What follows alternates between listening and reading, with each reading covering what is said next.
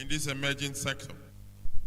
At the global level, the International Organization of Securities Commission, IOSCO, has published policy recommendations for decentralized finance to guide securities regulators.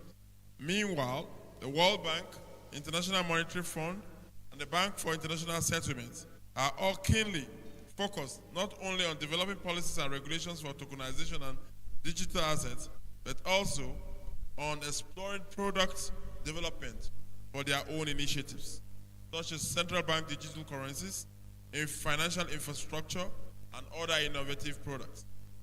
In June this year, the Swiss National Bank made significant strides in digital innovation by becoming the first central bank to conduct a live monetary operation using the distributed ledger technology, DLT.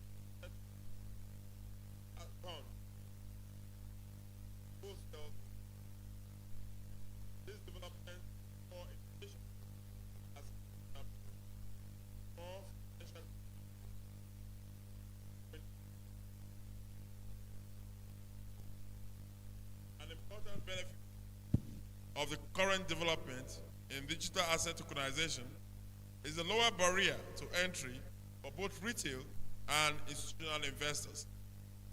For us, this encourages a broader range of people to participate in financial markets. Traditionally, access to high-value assets like real estate, commodities, or the fine arts has been restricted to wealthy or institutional investors. However, through tokenization, these assets can be broken down into smaller, more affordable units, allowing individuals with limited financial resources to invest.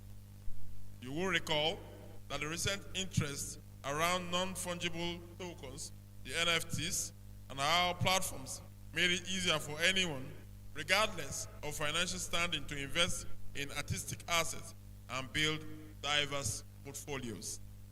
This creates a more inclusive financial system, democratizing wealth creation and providing opportunities for underserved and underbanked populations to grow their wealth and participate in the global economy.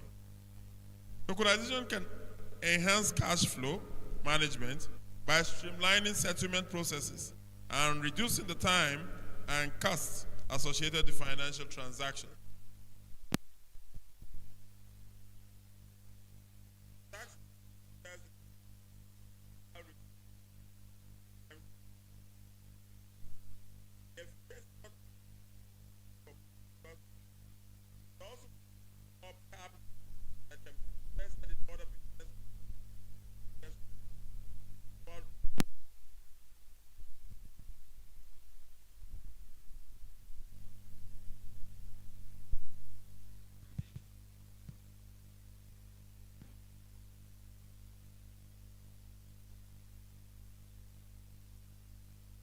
Tied up to large illiquid assets, investors can spread their investments across multiple tokenized assets, thus reducing exposure to any single asset.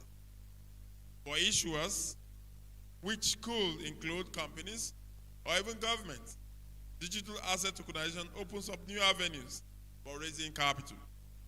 Companies could issue tokenized security offering and flexible, cost-effective alternative to traditional fundraising methods. This can attract a more diverse investor base, as digital tokens can be easily traded on secondary markets, thereby enhancing liquidity. Furthermore, tokenizations can increase cross-border investment opportunities, enabling issuers to assess a global pool of investors while ensuring compliance with regulatory standards, thereby promoting safer and more reliable investment practices. As regulators, blockchain technology is crucial because it ensures that all transactions are recorded on an immutable ledger, providing a high level of transparency and security. Every token transaction is traceable, reducing the risk of fraud and enhancing the overall trust in our financial system. This transparency is valuable and key for us. It simplifies the monitoring and auditing of financial activities and eventually reduces the cost of regulation. In our discussions, you will have noticed the overarching theme of liquidity. Tokenization significantly enhances liquidity by enabling secondary market access for assets that are traditionally liquid, such as real estate or fine art. With tokenized assets, investors can buy and sell fractional ownership in this market, thereby expanding market participation. Despite these benefits that we have highlighted, there are some challenges. In fact, this is normal for any innovative solution that challenges the traditional financial model. One of the primary challenges in digital asset tokenization is the fragmented regulatory landscape across different jurisdictions. Each country will have its rules and regulations which can vary significantly. This lack of uniformity complicates cross-border trade and the transfer of tokens, as entities must navigate numerous legal requirements. The inconsistency in regulatory approaches can hinder the seamless operation of digital assets markets and create barriers to international collaboration and innovation. The lack of uniformity of regulations can also lead to regulatory arbitrage. Entities may exploit lenient regulations in certain jurisdictions to engage in activities that will be restricted or heavily regulated elsewhere. The potential for regulatory arbitrage underscores the need for more harmonized global standards, which the IOSCO and other international agencies are pioneering. Furthermore, the key feature of anonymity associated with some digital assets presents substantial challenges to AML-CFT efforts. Illicit financial flows can be facilitated through these anonymous transactions, making it difficult for authorities to track and prevent money laundering and terrorism financing. Additionally, the compliance burden on token issuers and encourages is significant. They must implement robust measures to detect and report suspicious activity. Balancing the need for privacy and the imperative of society remains a critical challenge in the digital asset space. Tech Nigeria, on its part, as the primary regulator of the capital market and one also who has mandate to develop same, recognize the potential of blockchain and digital assets to revolutionize the capital market. We have introduced several measures to ensure these innovations are harnessed responsibly.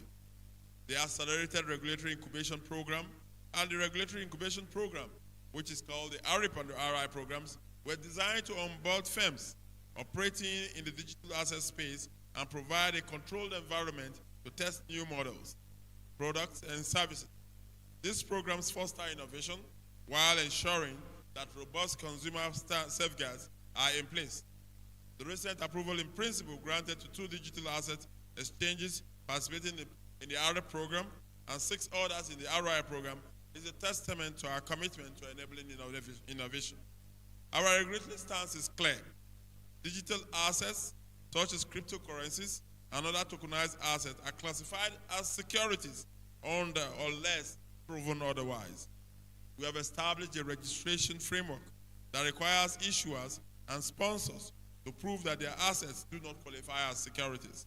The onus, therefore, lies on the issuers. This ensures that investor protection and market integrity are upheld while providing a level playing field for legitimate market participants. Tech took commendable steps to establish a regulatory framework that governs the issuance of digital assets, recognizing their potential to transform our economy while ensuring the protection of investors. To promote transparency and safeguard investors' interests, we mandated that issuers of digital securities must register their offerings. The process includes the submission of characteristics, the business operations involved, potential risk, and the intended use of such proceeds. Such disclosures are crucial in fostering informed decision-making among investors and ensuring they understand the opportunities and risks associated with their investment. In addition to registration and disclosure requirements, SEC emphasizes the importance of consumer protection within the digital asset space. Issuers are encouraged, therefore, to implement robust measures to prevent fraud and ensure transparency in all transactions. Furthermore, the regulatory framework mandates that the digital asset providers, including exchanges and wallet services, obtain registration with SEC and adhere to applicable regulations. This establishes a level of accountability and builds trust in our developing digital asset ecosystem. Lastly, to combat illicit activities and promote a secure trading environment, the SEC requires all digital asset service providers to implement comprehensive anti-money laundering measures by fostering a regulatory landscape that prioritizes investor protection and accountability. We are paving the way for innovation in the digital asset space while ensuring that we uphold the principles of integrity and transparency that are fundamental to our financial system. The future of digital asset tokenization is bright in Nigeria. We must improve collaboration between regulators, financial institutions, and the tech community. Regulators can provide the necessary oversight to ensure compliance and protect consumers, while financial institutions can leverage on their expertise to integrate digital assets into their broader financial system. The tech community, with innovative solutions, can drive the development of secure and efficient tokenization technologies. The collaborative approach will pave the way for a robust and sustainable digital asset ecosystem. The innovation we expect from you cuts across every asset class where solutions can be provided.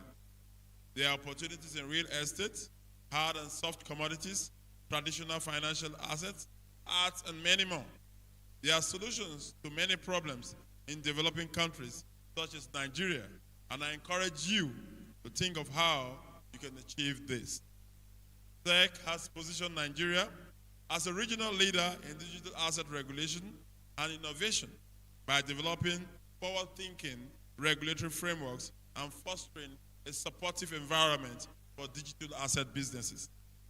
In conclusion, therefore, digital assets offer an opportunity to transform our economies and societies, and we commit to this journey with a shared vision, a spirit of collaboration, and an unwavering focus on building a prosperous and inclusive Africa.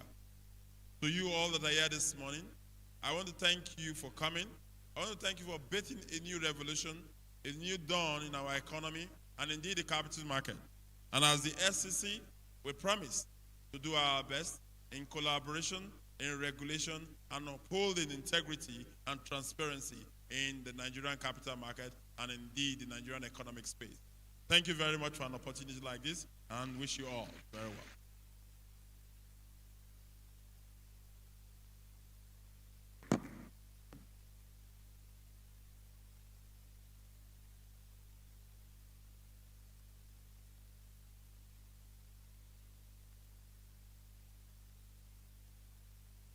All right.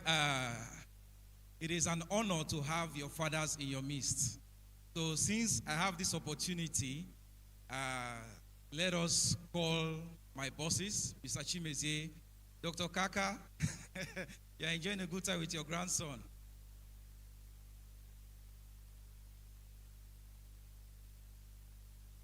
Yes. Please, can we have representatives of the blockchain associations? Someone from CBAN, someone from TDIN, OGs. OGs. Where's Mr. Kaka, please?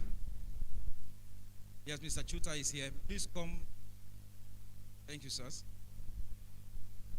So we have this honor to present this Blockchain Excellence Award to the Securities and Exchange Commission. This is a little way of the blockchain industry in Nigeria to say we are grateful for supporting the growth of blockchain technology in the Nigerian public and private sector. We are grateful, sir.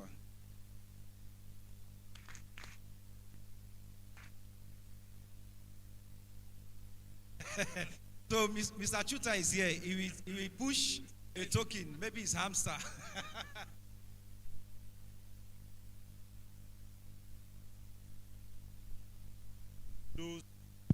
My name is Cyberchain. I'm ready to pick up that challenge and embrace the future speech of the DG Nida. I start by saying, may peace, mercy, and blessings be upon you all. Good morning, distinguished ladies and gentlemen. It's a great pleasure. Sorry, this thing went off.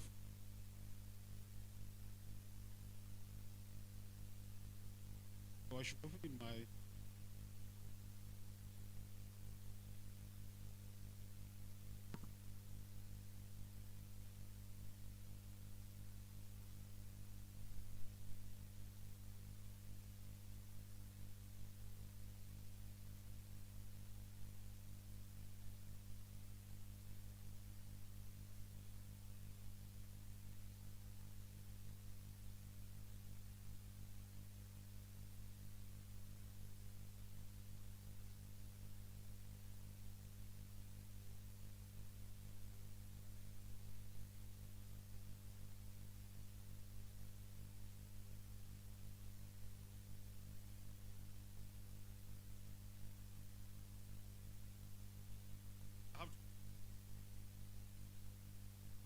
May peace, mercy, and blessing of God be upon you all.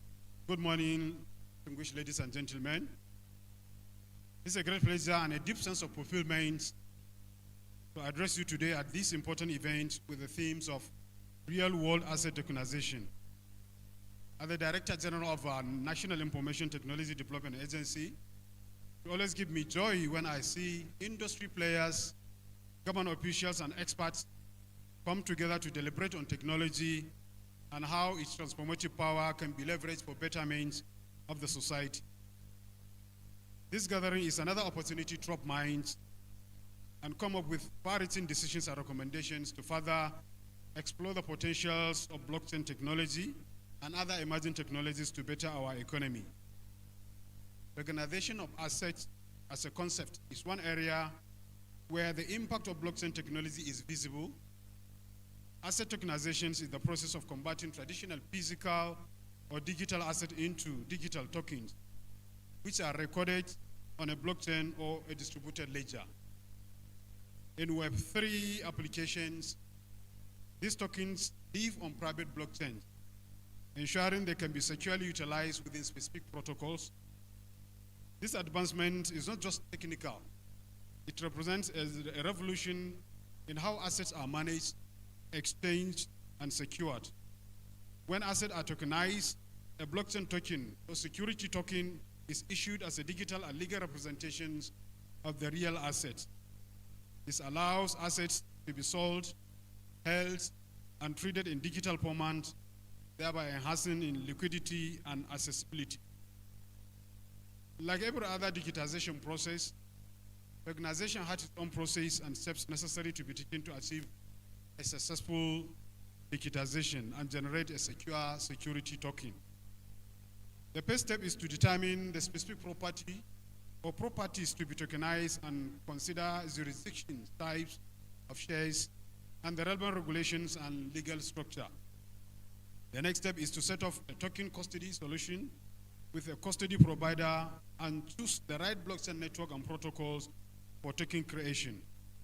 The final step is to create a distribution plan and payments method for potential investors to purchase a token. Real estate tokenization is a new trend that involves representing property ownership on a blockchain. It offers several advantages over traditional real estate financing, such as automation process, increasing liquidity, lowering investment barriers, and improving transparency. As a result, it is considered a promising development for the future of real estate market. Real estate investment markets are currently plagued by inefficient transfer and proper record keeping. The inefficiencies led to high administrative costs, which can account to up to 50 to 75% of the issuer's total operating cost. Tokenization can automate these processes, eliminating frictions and significantly reducing operating expenditure. According to a report by PwC, the global market for tokenized assets was valued at $375 billion USD in 2021 and is projected to reach up to 2.3 trillion by 2030, growing at a compound annual growth rate of 23.1. In another study carried out by Moody Investor Services, they projected that tokenizations could save 1.7 billion USD expenses in the United States alone. In Africa, over 100 million blockchain-based transactions took place in 2021, according to the World Bank. Venture capital funding also reached $306 million, which indicates investors' confidence in the sector. However, in 2022, only 20 billion USD of real estate has been digitally represented on the blockchain, out of which 194 million USD is traded on secondary markets. To put these numbers in perspective, a global accounting firm and advisory firm, estimates that 1.4 trillion USD of property assets will be digitally represented on the blockchain by the year 2026. This rapid growth signifies that tokenization is not just a plain trade. It represents a fundamental shift in assets ownership and management that cannot afford, which Nigeria cannot be afforded left out of the trend. NIDA, the apex IT regulator body in Nigeria, has been at the forefront of promoting the use of emerging technologies, including blockchain technology, across all sectors of the Nigerian economy. In the launch of the National Blockchain Policy and subsequent inauguration of the Steering Committee for the implementation of the NB, NIDA has worked with blockchain ecosystems to run a series of programs to promote the adoption of blockchain technology across all sectors of the economy. As a nation, we have taken significant steps towards embracing tokenized economy, particularly with the launch of the e-Naira by the Central Bank of Nigeria. Additionally, the Nigerian Securities Exchange Commission, SEC, working on licensing of virtual asset service providers, VAPs, in Nigeria.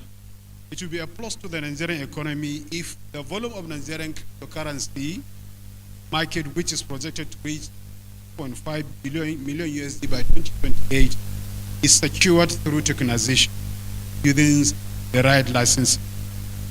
Furthermore, the plan by Lagos state governments to tokenize real estate, a bold step also that could set a precedent for other states looking to modernize their property market. Tokenizing agricultural commodities, oil and gas assets, securities, bonds, and derivatives are other areas Nigeria can explore, increase wealth creations, and boost the economy. Tokenization is not just without challenges that requires consideration. Firstly, the need for a clear and comprehensive regulatory framework for tokenized assets is essential to ensure consumers' protections, market integrity, and investors' confidence. Secondly, the development of robust infrastructure, including reliable internet connectivity and secure payment systems, is crucial for the successful implementation of a tokenized economy. Thirdly, protecting against cyber attacks or threats and ensuring the security of digital assets is a major concern. Strong cyber security measures and educations necessary to mitigate risks. Finally, raising awareness about blockchain technology and tokenizations among general public and awareness businesses essential for widespread of adoption. I will conclude by saying that real world asset tokenization will offer a promising avenue for Nigeria to unlock economic potential and improve the lives of citizens. Nigeria has the potential to become a leader in the tokenized economy in Africa by investing in our infrastructure, education, and supportive regulatory environment, Nigeria can unlock the full potential of tokenization and drive economic growth. Thank you very much for listening.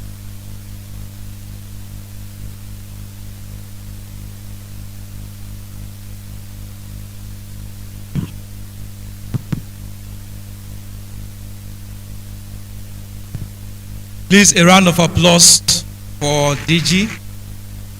It's an honor to have, if you're in the blockchain space and you don't know Engineer Kaka, that means you haven't entered the blockchain space. It's an honor to have Engineer Kaka here. And he's here with the full backing of NIDA, representing our DG. Our DG is on international assignment, even beyond national. And we are honored to have him here. He has multiple events today and even tomorrow, but in spite of his tight schedule, he made time to come here. We are grateful, sir. To our students, we are going to be honoring our boss here. What we did for SEC, we've already done for NIDA before now, because NIDA is our in-house. When Engineer Kaka was speaking, you heard him give you the story of his PhD program on blockchain. Did anybody hear that? Okay. Whilst we are doing that, please, it will also be my honor to call Mr. Lucky, Mr. Chuta, Mr. Paul, Mr. Ogunshola. Please, let's come up. Mr. Adedayo, Mr. Senator, please.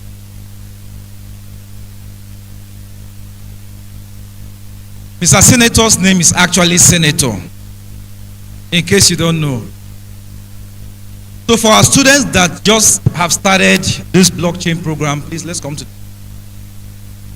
There is a future in it. Don't allow the misconception of blockchain discourage you. There's a future in it. When I started my master's program, I said I'll be the first to have PhD in blockchain in Nigeria. Then one day I saw Engineer Kaka's profile. I said, okay, I will give respect to whom it is due. But whilst we were preparing for this, in all honesty and humility, Engineer Kaka said to me that, Jude, please check. I'm not sure I'm the first that has blockchain in Nigeria. That's the kind of person he is, a man of caliber, but of great humility. And it's our honor to all stand with him today to say we appreciate you. I have to consult Mr. Chuta to help me check, because he's the OG of OGs. He has history. Mr. Chuta is a historian of blockchain. So he confirmed to me that actually Mr. Kaka is one that has a PhD in blockchain. And the reason why we are doing this award is to let you know that blockchain goes beyond tapping. It goes beyond pump and dump. There's a future in it. So if you can see someone that has a PhD in blockchain working with the federal government, it means there is something beyond tapping and pumping. So let's look into the future. And in the next few years, we want to see more PhD holders in blockchain technology. We're also grateful to Bayes University for accepting blockchain technology in their program. And we are hoping that in the coming years, blockchain technology will be fully integrated into university curriculum all over Nigeria. So, sir, it's a singular honor. Yeah, you can do this for us. On behalf of the ecosystem and Cyberchain, we present this to our distinguished engineer Kaka, Salisu Kaka, and the DG ED, and PhD, first PhD holder of blockchain technology in Nigeria. Please put your hands together for him. Thank you, sir. It's such an honor. We appreciate what you're doing, and we appreciate all the effort and the zeal you have put into this technology. We say thank you once again. Thank you, sir. Just to say congratulations, that's the most important part. To God be the glory. I am lost of what to say, honestly speaking. When Jude called me I was struggling to clear myself at Heathrow, and he broke the news to me. I said, no, Jude, don't destroy my picture. I don't think I'm the first person to have PhD in blockchain in the public sector. He said, Kaka, to the little research, or to the extent of the research we did, your name keep prompting. I said, please, go and double check and confirm. And he came back to me with the message that yes. I said, okay, I will hold you responsible if there's another person who is living at the underworld. I sincerely thank everyone, and I will dedicate this honor to me, to the blockchain ecosystem. I will also use this opportunity with due respect to those who are in the picture of what I will say. I see blockchain as part of me. I want to be identified with blockchain. So anything that will give blockchain a headache, I'm ready to take Panadol for that issue. May this honor be a source of all our ecosystems to come together and live the spirit or the attribute of blockchain: openness, transparency, decentralizations, and equity. Thank you very much.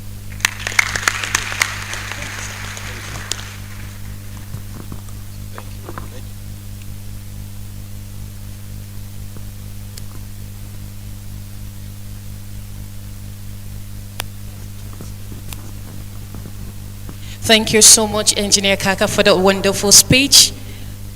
We're super elated to know that the blockchain industry is more than what we think it used to be. And indeed, Nigeria is investing, and we urge you to invest in it as well. So moving to the next agenda for today is the panel session 1. And for this panel session, we'll be having those from the blockchain ecosystem take it.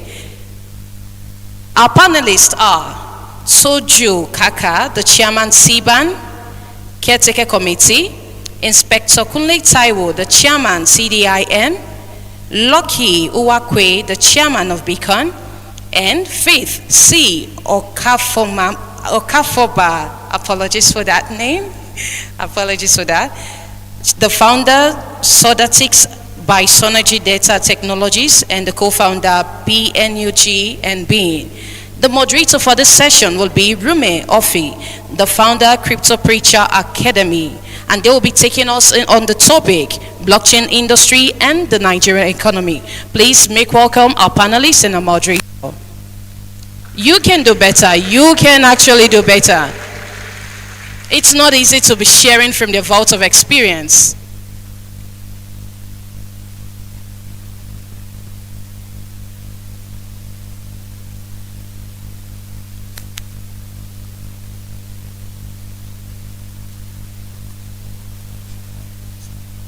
So we're going to be calling Sir Bolaji Ogunshola, who is also part of the panelists.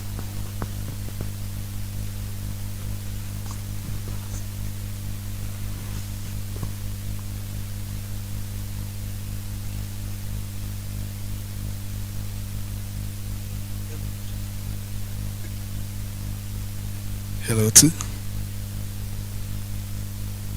Good afternoon, ladies and gentlemen. We're here to have a very solid conversation. I can see the very distinguished lady and gentlemen right here. In fact, if you ask me, I would say these are the OGs of the OGs. Some persons stay here when we never do crypto. But we thank God. We'll start business right about now. I think we have more than one mic if possible. I will pass the mic to Mr. Lucky Wakwe to introduce himself, so it will go in that manner to my distinguished chairman, Torisheju Kaka. Thank you. Good afternoon, everyone. My name is Lucky Wakwe, and I'm the chairman for Blockchain Industry Coordinating Committee Nigeria, which is the coordinating body for most of blockchain communities. Thank you. Good afternoon. I am Bolaji Ogushola, General Secretary, Cryptography Development Initiative in Nigeria. Good afternoon, ladies and gentlemen. My name is Faith Okafomba. I'm the founder, CEO, Sodatics by Soneji Data Technologies, and also co-founder Blockchain Nigeria User Group. And for this section, I'm actually representing the Blockchain Expert Association of Nigeria. Thank you for having me. My name is Toju Kaka. I'm representing the stakeholders in Blockchain Technology Association of Nigeria as the chairman of the caretaker committee. Thank you very much.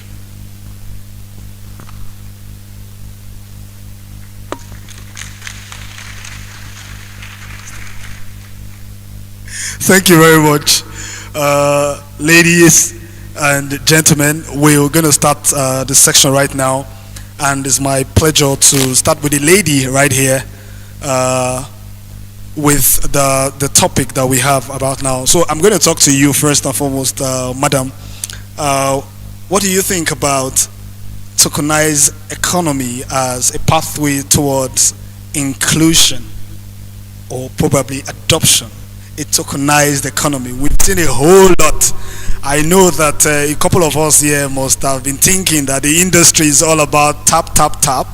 But sorry, I'm going to disappoint you here today. Thank you very much, madam.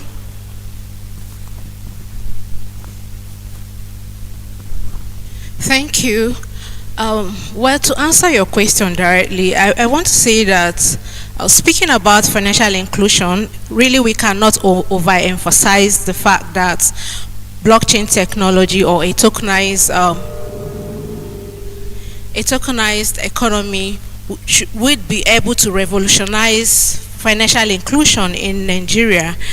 And this is because for some of us that listen to the DG of SEC, I think while he was making his speech, he actually made us understand that tokenized economies is actually a system whereby we have assets represented on the blockchain, and this asset, it could be your car, it could be your cash, it could be whatever, maybe national treasuries, it could be your jewelries, and so therefore this can be intangible or tangible, and all these assets can really be tokenized on the blockchain. And when this is done, it is actually going to reduce the barriers to entries to financial inclusion, especially for those who have been excluded from having access to financial services. And it is very also important that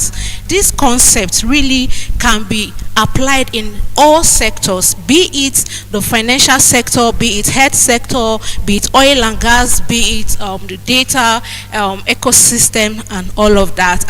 When it is being leveraged, seriously is going to introduce some form of transparency, not just transparency, but efficiency and security in our day-to-day transactions as in Nigeria. And not just that alone, this tokenized economy is really going to increase accessibility, to financial services, especially where blockchain solutions are assessed or applied, because we know that in remote areas where banks are not domiciled, of course, people who do not have access to the traditional banking system, they can actually, benefit from the blockchain or tokenized economy. We can all, given to the recent tap frenzy thing, I'm sure a good number of people here must have benefited from the likes of Notcoin and all of that. And these people probably since they've been working, they've not been able to, have access to go to the bank to open accounts or even have access to credit or loans and savings. But because they leveraged the tokenized economy or blockchain technology, they were able to make up to even hundreds of thousands, millions of naira and hundreds of dollars. Over time, I've been on S spaces. I get to hear people testifying, "Oh, ma'am, ever since I've been working, or since I graduated out of university, I've not been able to earn 100,000. But because I was able to engage in airdrop, even though yes, blockchain is beyond tap and all of that, but for them to have been able to, have access to." I would say the low-hanging fruits of blockchain technology, they've been able to access credits, and that also have really impacted their financial lives. Again, another thing again would be, the blockchain technology really can reduce transaction fees.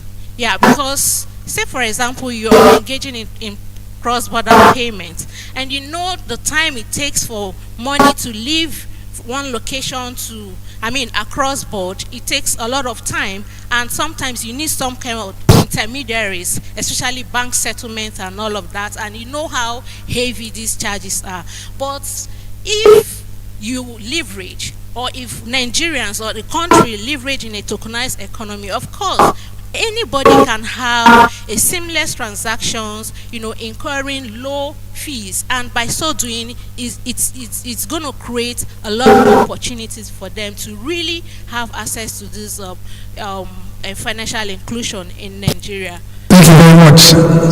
Ladies and gentlemen, the conversation has been blockchain and the Nigeria economy. We just heard about that from only lady on this panel. In fact, when she was speaking, it was more or less appearing as if Satoshi Nakamoto is going to be a woman. At the end of the day, we'll find out. We'll do that in our research. I think we'll give the mic to Mr. Lucky Wakwe. We'll be having this conversation right now on something different. Mr. Lucky Wakwe is well versed in terms of blockchain and tokenization. In fact, at some point, we're thinking it's going to be the new DeFi father or metaverse father, although people don't talk about metaverse anymore these days. But I'll be asking you with a very straightforward question. I know you're well-traveled as well as this industry is concerned. What do you think it's going to revolutionize regulation right about now? Because I don't think Africa has gotten it right when it comes to the very best of the best compared to the West. But we're doing well in Nigeria because we've started something, and indeed, we're the giant of Africa. The question is that for you. All right. For me, I think Africa has really done well from the perspective of when you compare it to other nations. I say that because, countries like Mauritius, South Africa, Botswana, they have always had some sort of license for the blockchain communities, which led to so many of the countries registering in places like Mauritius. In fact, some of the top blockchain companies that you'll find in Europe and Asia, most of them are incorporated in places like Mauritius for the single fact that they have a friendly law, even though Mauritius is not so loud as regards to their type of laws like you would have in places like the US, and of course,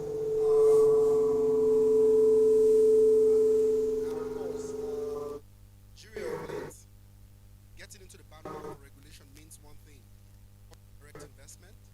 It means the fact that people will be confident to come and operate or do business in the country as it relates to blockchain. There's a clear path forward. It also means something for the local players. It means that the era of people being harassed as a result of us not having this clear identity as regards to what we do for a living or the things we're doing within the space. It means we can walk confidently with our heads high, knowing really well that what we do is now being recognized by the government. These are some of the benefits for regulation and as regards to the continent. But if you also look at a small nation like Botswana, for example, they were ahead of the pack, even when you compare to places like South Africa. Companies like Yellow Card their first official license globally was gotten from a very small country like Botswana. So what that means for a lot of persons and for them as a company is that they could go back to investors, talk to them and tell them we're incorporated in so and so country, we're licensed by the government of a particular country, and therefore there is some form of regulations or backing that can give them that confidence. Approach anybody anywhere in the world with such of regulation. Such kind of things are bound to happen for us in our country, and I believe for the companies that have gotten even the approval in principle from the SEC in Nigeria, they can advance that. And even when they speak, they are not just speaking from a place of fear, but they are speaking from a place of confidence, knowing fully well that the country is on the right path for a clear court regulation and harnessing the potential in the industry. Thank you. Thank you very much, Mr. Lucky, for that. Please give the mic to Mr. Taiwo Kunle. But sorry, I beg your pardon, Mr. Bolaji. Sorry. I'll ask you this question quickly. There have been a lot of challenge in this industry from when those of us that came in, so I would say class of 2017. There's a lot of persons here. In fact, the class of 2017 has, a lot of them has metamorphosed to become the OGs. But they are still OGs of OGs. I know Chuta will know what I'm talking about. So, the challenge of the past and now, if you are to advise government, for example, in other words, to how to manage it in terms of, at some point, when you tell people that I'm into blockchain and cryptocurrency, they look at you somehow. What will you advise? Thank you, sir. Mr. Bolaji. Okay, thank you. The first thing I want to talk about is what are the challenges that comes with the introduction of blockchain into the world. We have the challenges such as scalability, public perceptions. Majority of the people around the world, not necessarily in Nigeria, still have this notion, this negative notion about blockchain technology. When you talk about blockchain technology, with any students of any university or most of these students in the university, the one thing you are going to hear from them is, are you telling me about cryptocurrency, Bitcoin? It's not just all about Bitcoin. Yes, we have these challenges because we that's supposed to be the epistle, the apostle, the evangelist of blockchain have refused to learn. I've refused to understand how this technology work. If you don't understand how the technology work, how can you be able to communicate to someone that don't even have prior knowledge of this? We're having challenges such as terrorism financing. Today in Nigeria, you agree with me that we are having series of insecurity situations from the northeast to the northwest to the southeast to the southwest, everywhere in the country.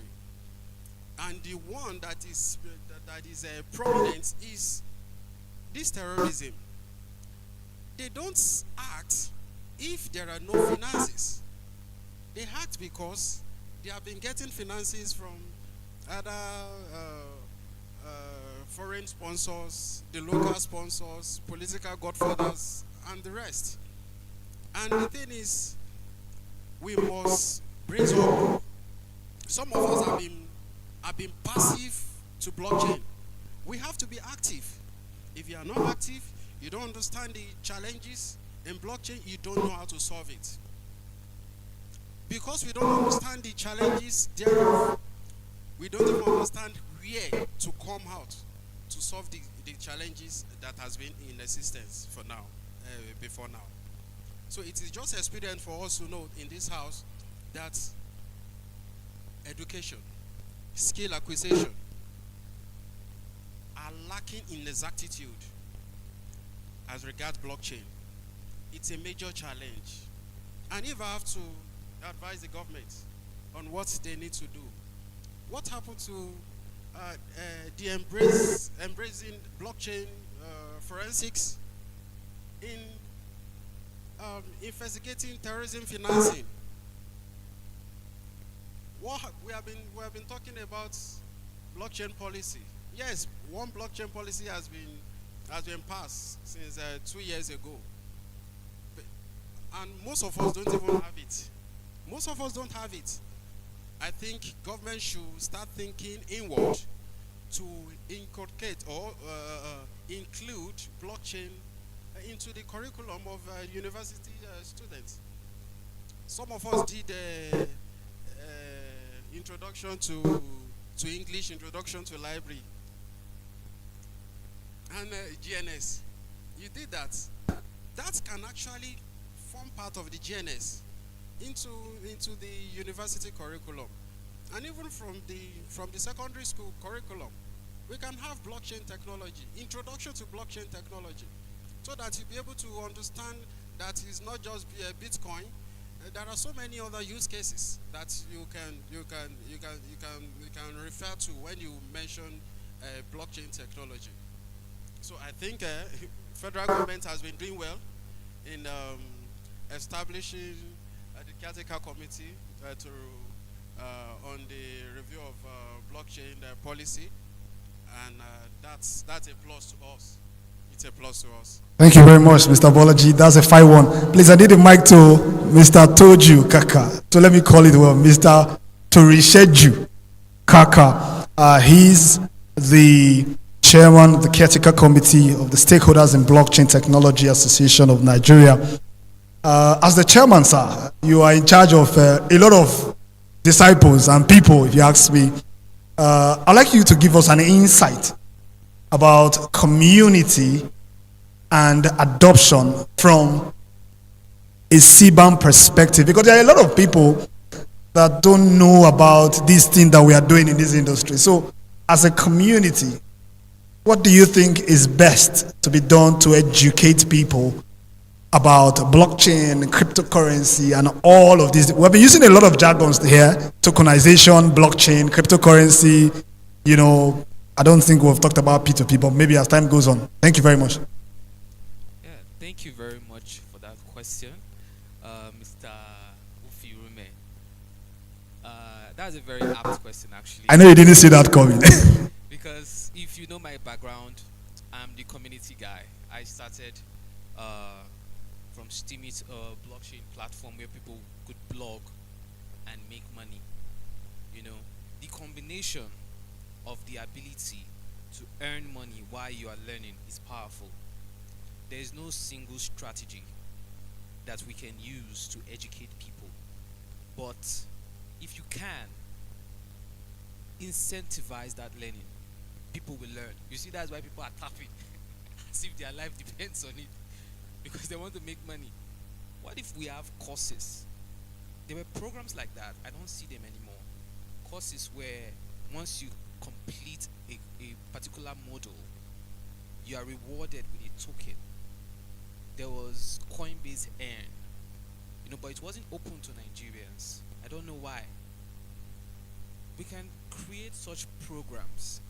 We know our current situation in this country. We are very rich. Therefore, everybody wants to hustle. Nobody has time to learn. If tapping is the next thing that will give me money, let me go and tap. But what if learning is the way I'm going to make money? I saw a post I made on Facebook like 7 years ago, and the post was, Ned Scott is making me read a 7, was it 7? I don't remember the number of pages, but he was making me read a white paper, because I know if I read that white paper and I make a post on Steemit, I will make money. So I want to make sure that I'm the first person to read the white paper. I'm the first person to make a post, so that I will make the most money. Let us look for ways to incentivize education. That is one way that we can drive this adoption. Some of my lecturers then, while I was in school, they told me, when you go to school, they'll give you a full chicken as an incentive. Now, they are increasing cost of education, and you want people to learn? It won't work. Having said that, we should also have a multi-dimensional approach to education. It's not just learn and earn. because we have different categories of people. We have people who, the moment you start telling them you're going to earn money from this because you are learning, they'll just, oh no, no, this is not for me. You know, because they have a certain mindset. And that is why I value and I appreciate entrepreneurs who create educational content and sell them. Because some people want to pay. It is only when they pay that they can derive value from it. People also learn from playing. That is why you see projects like, what is this? Games where you can earn. I dare say, we are laughing at all those tap to earn products. In a way, they are teaching people. Because they come in with the intention of tapping to earn, but then they'll now learn to do little tax. That is the way we got into crypto. You know, it was the incentive. All right. So you can include educational products in games. All right. You complete a module, you earn. Of course, there's the engaging and fun part of it, but there's also the learning part of it. All right. Now that is a way that you can use education to reach the community, and there's also a way you can use the community to drive education, and that's where you have products that incentivize word to word sort of marketing. All right. There are products that have referral programs. I know there was a product that Roku was doing one time where if you have relatives in the UK, you can invite them to the product and then they give you an incentive, mouth to mouth, right? Sort of marketing. You are inviting people to use the platform. Senator said something. I watched one of his videos in one of his presentations. He said that people who, the fastest way to promote your product is to drive education. Because this industry is so young right now, there's a lot of misconceptions. If people see you as an authority, you will be able to command that respect. And when you say, okay, I have taught you this, now use my product, they will gladly use it. Why? Because you've built that trust. So I hope I've been able to say one or two things. Exactly, you did absolutely well. Ladies and gentlemen, it has been blockchain and the Nigeria economy. It seems you guys are really feeling this. And right now on this panel, we're going to be doing the popcorn style of 2 minutes each. I'm going to start with the lady. Like I said, she gave me an insight that Satoshi Nakamoto could be a woman. We'll do that research when the time comes. So we'll do 2 minutes each so that we can go more rounds and engage everybody in this conversation. So, Madam Oka Pomba, right? Aha. I was very careful so that if I pronounce the wrong thing, Ogano will lay me for road. All right. What do you think someone could benefit in terms of being a career from this entire industry?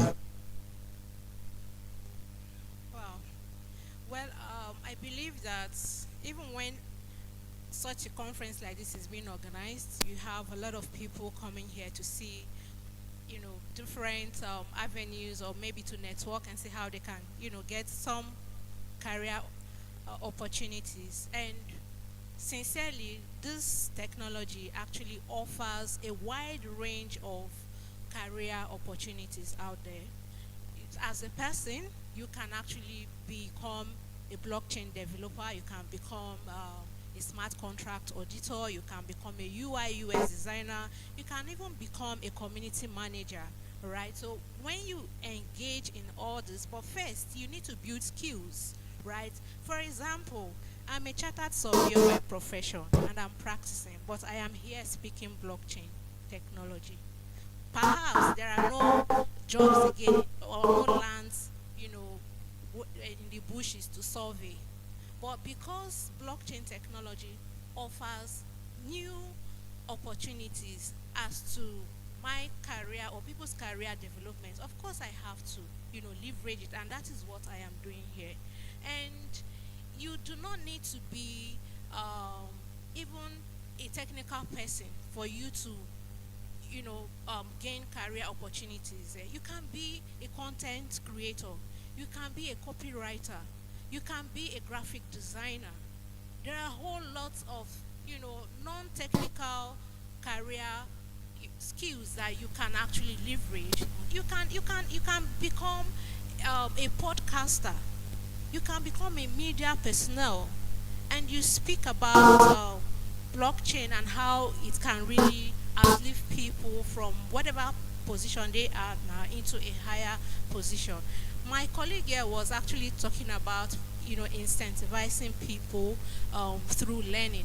Yeah, I can, even if you don't really have a job right now, you can engage in, completing tasks. And this is where I'll have to bring my solution, Solatics, whereby it creates an opportunity for you to learn, for you to be educated about the technology, and also contribute valuable and quality data to researchers. And as you know, data is actually the new oil right now, and if you can engage in providing quality data to people via that solution, of course, automatically you are earning a career, you are making a living out of your skills, out of your data, just by sitting in the comfort of your bedroom. So you can see that there are various opportunities that this ecosystem, avail to us. But the thing is, we really need to build capacity. We need to learn. We need to get educated. We need to enroll ourselves in different academic environments. It could be maybe from YouTube. We have the likes of A&D Forensics. They offer training. I think you can become a cryptocurrency certified. All right, thank you. Thank you. Right, so you can engage in such platforms and get yourself educated, get certification, and you have the opportunity to, make a career living in the ecosystem. Thank you very much. It's all about education, education, and education. Getting certified and doing the best practice. She said a lot. Please, let's stick to our time, 2 minutes, please. We'll have very few time so that we can move in the speed of light. Mr. Lucky Wakwe. You must have seen everyone saying they are blockchain expert, crypto expert. Please, in 2 minutes, tell us what is industry best practice when it comes to how things should be done right. Because we see a lot of them telling people at some point that give me $1,000, we will double them. They'll tell you they are industry expert. I'm going this round because I know if you give us a really good time, we're going to do a lot of talking. We need to talk and meet the expectation of our crowd. Thank you. Industry best practice for those that are supposed to be in this industry and doing what is supposed to be done, rather than money doubling some sort. I don't see it abroad anyway, but it's more here in Nigeria. Tell me. All right. So for a lot of persons who are in this industry, it's important for us to note that expert can vary. But for a larger percentage of people in the space, their level of expertise have been focused on crypto trading. And due to economic situation or challenges, people are always looking out for who would help me make more from a monetary perspective. But unfortunately, the fact that somebody says they can help you double your money does not necessarily mean they are expert. A typical expert will be someone who have dedicated more time to a particular industry or field, they practice more in it, and have chosen to either specialize more, especially from an educational perspective. Like we mentioned about Dr. Kaka, who went further to acquire a degree in that field. Such a person can be said to be an expert. Why not necessarily, doesn't necessarily mean that every expert must have educational qualification. There are people who would also dedicate more time into that space and then they become better over time. I would rather want to summarize my own points in this way. It's critical that the industry should sort of set a standard for what an expert of any field will be. We've seen too much people focus more on the crypto part rather than the technical part. We rather want to see more people focus more on the technical part than just the trading aspect of things, be it law, be it those who are developers, be it those who even want to be experts in the area of community management. We don't have a lot of experts in it. We just believe if you can manage a Telegram bot or something like that, you're automatically an expert for community management. I think we should see more of that and set some sort of standards for that particular, for our particular industry. That way we would have a more defined role for what an expert will be in our space. Thank you very much, Mr. Lucky. That was so straight to the point. Mr. Bolaji, if I'm not mistaken, if you are to choose between being a core technical guy in this industry and someone that is involved heavily in crypto in terms of transaction, a P2P guy, what will you pick and why? Please do that in 2 minutes. Let me take a cue from my boss. Mr. Fadeli will always say something. Say everything that glitters is not gold. People are already in front of you. Doesn't mean you cannot be ahead of them. Now, when you mention blockchain and you mention BTC, Ethereum and co, and you are having about 10 BTC and I'm only having 50,000 Satoshis, you would think you are richer. If I equip myself with a skill like cryptography, for example, that is more needed in security sector, I may tell you that I will be more needed in future than you. And by that time, we will know if you are relevant now or not. So, I will go with other technical aspects of blockchain. I will choose Thank you very much. That is a technical guy saying he's going to be technical. Let's go to Mr. Toju Kaka. He's going to round up this session, if you ask me. He's a community guy. Mr. Toju, as the chairman, like I said, of CBAN Technical Committee, and the fact that adoption is moving right now, what will you tell your younger self right now, if you're coming into an industry of this manner? What will you tell your younger self to do if you are coming to the industry right now? So that we'll round up with that right now. Okay. Like if I could go back in If you go back in time and you want to come into this industry. Okay, first of all, I will buy a lot of bitcoins. But let's not go there, right? This is a trap. You've asked me a very personal question, and I actually started quite early, and I made a lot of connections. If I were to go back, and this is an advice to everyone, take things seriously. You come to an event like this, you are seeing great men seated here. Just one connection can make a powerful change. Just one connection is all you need.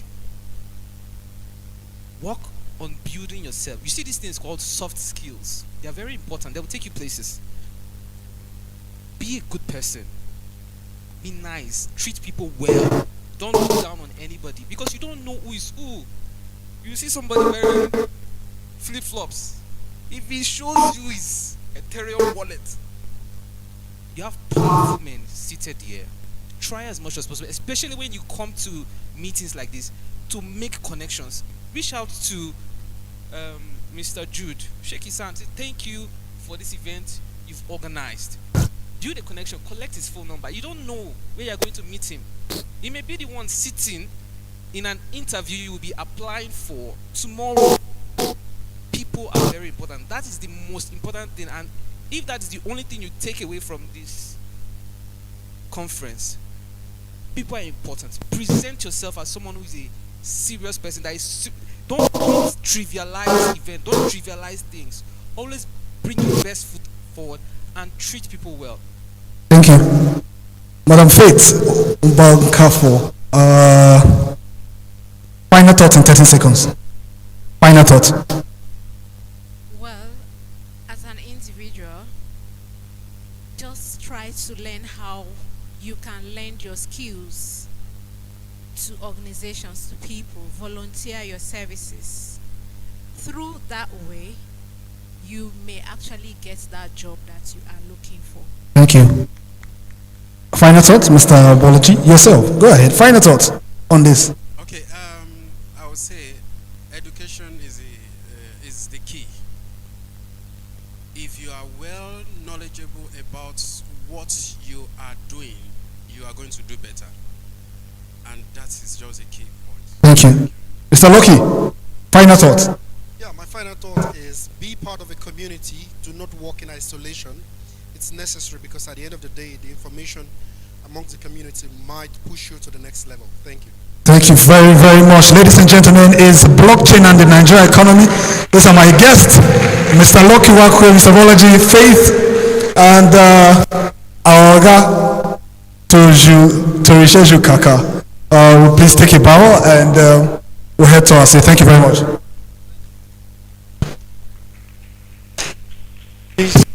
Hello, sirs. Madam, please, we need your attention.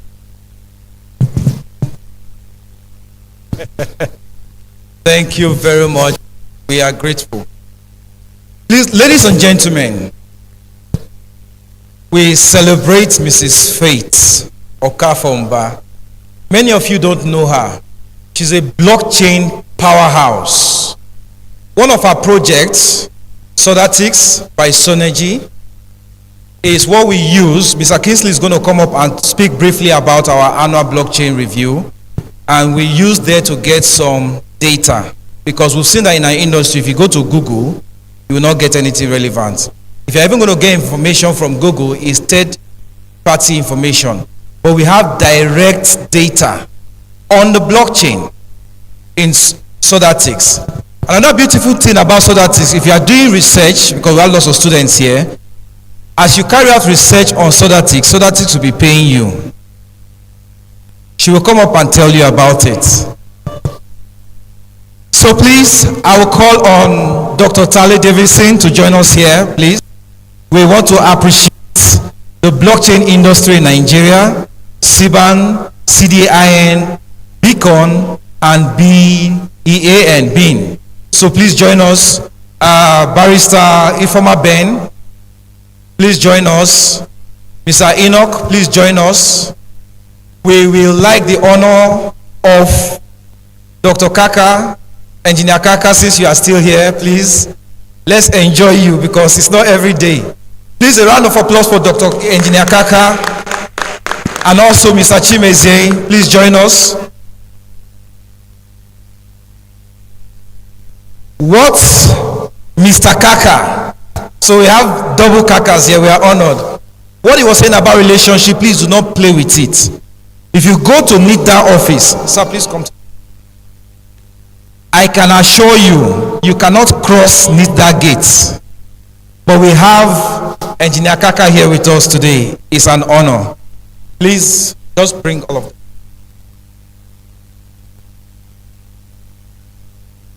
Madam, you represent BEAN for your contributions to the growth of blockchain in Nigeria. That's the Blockchain Experts Association of Nigeria.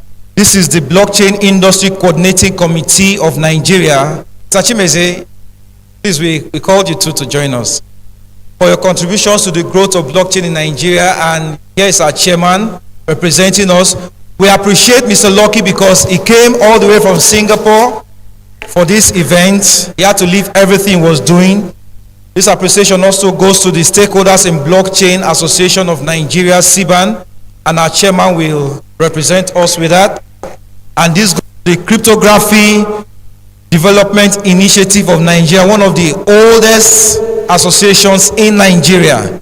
We appreciate Mr. Chola for representing us. So please, we'll just have this photograph and you can give a speech.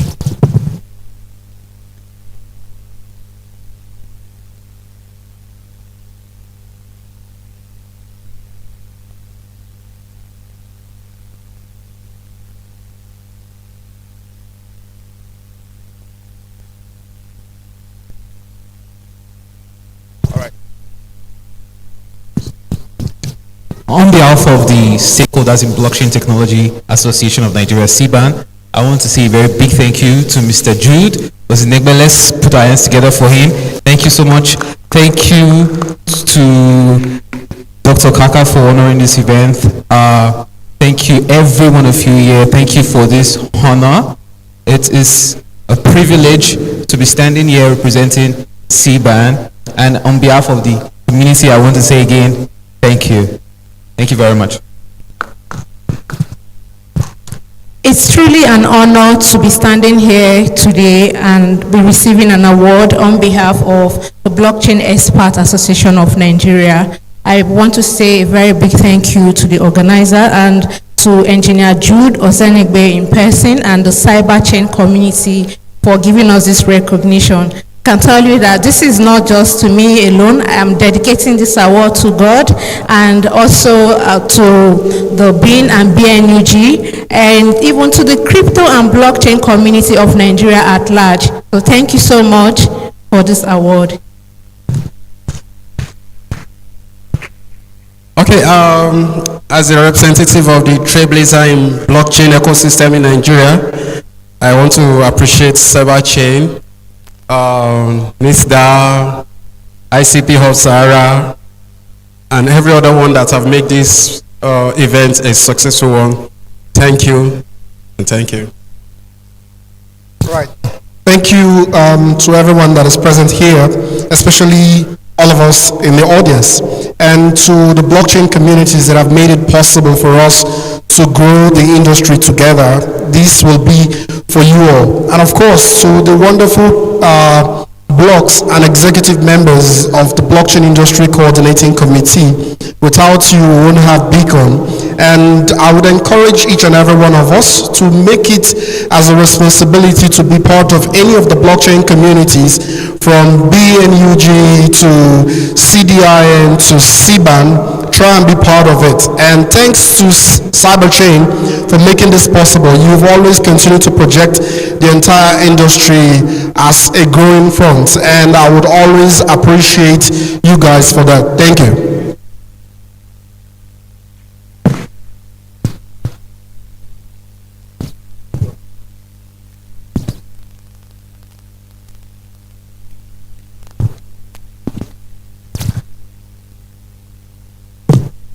Thank you to all panelists and our moderator for such a beautiful session on the topic blockchain industry and the Nigerian economy. I believe you've learned a lot from this session. Am I right? Am I right?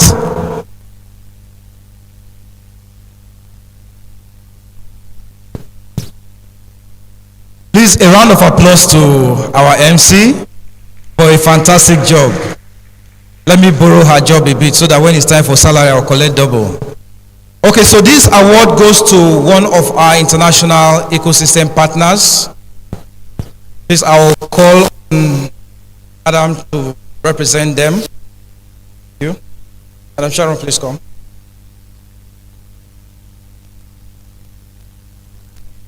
Mr. Adedayo, please come. Yes, sir.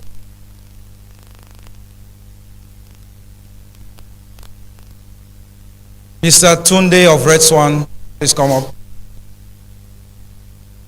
We have this partnership with an organizer of events in Dubai, Crypto Expo Dubai. They are one of our ecosystem partners, and we are recognizing what they are doing because they'll be opening up opportunities to Nigerians. So this award goes to Crypto Expo Dubai for their contributions to the growth of blockchain in the GCC and in Africa. What they told us is they'll be having their events May next year, May 2025, and anybody that is interested in attending the event, you know Nigerians do not get visas to Dubai yet, although they said it's going to open up maybe later this year. But there's a special arrangement. If you give us your names, we will do a group submission and they'll work out a visa for you. If you are a startup and you want to pitch there, you are going to be getting a discount if you come through us. So anyways, here is the appreciation from Crypto Expo Dubai.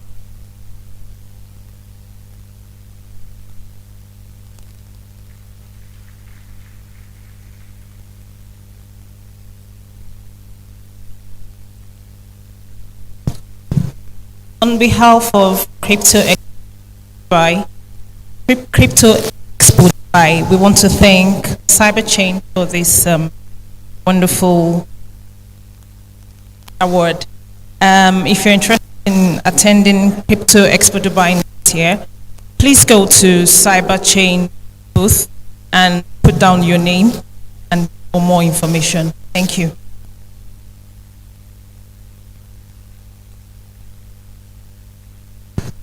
All right, where's my MC? Don't worry, I'm not taking your salary. Come and do your job.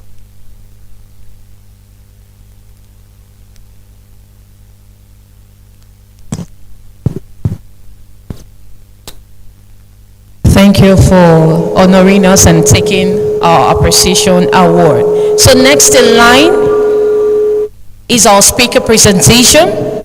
Speaker presentation 1, and this will be taken by Charles Okafomba, the CTO, Chief Technology Officer of Convexity. So Mr. Charles, it's good to have you. Please come on board for the speaking session. A round of applause, please, as he makes his way to the stage. We can do better. Why are we being stingy with our applauses?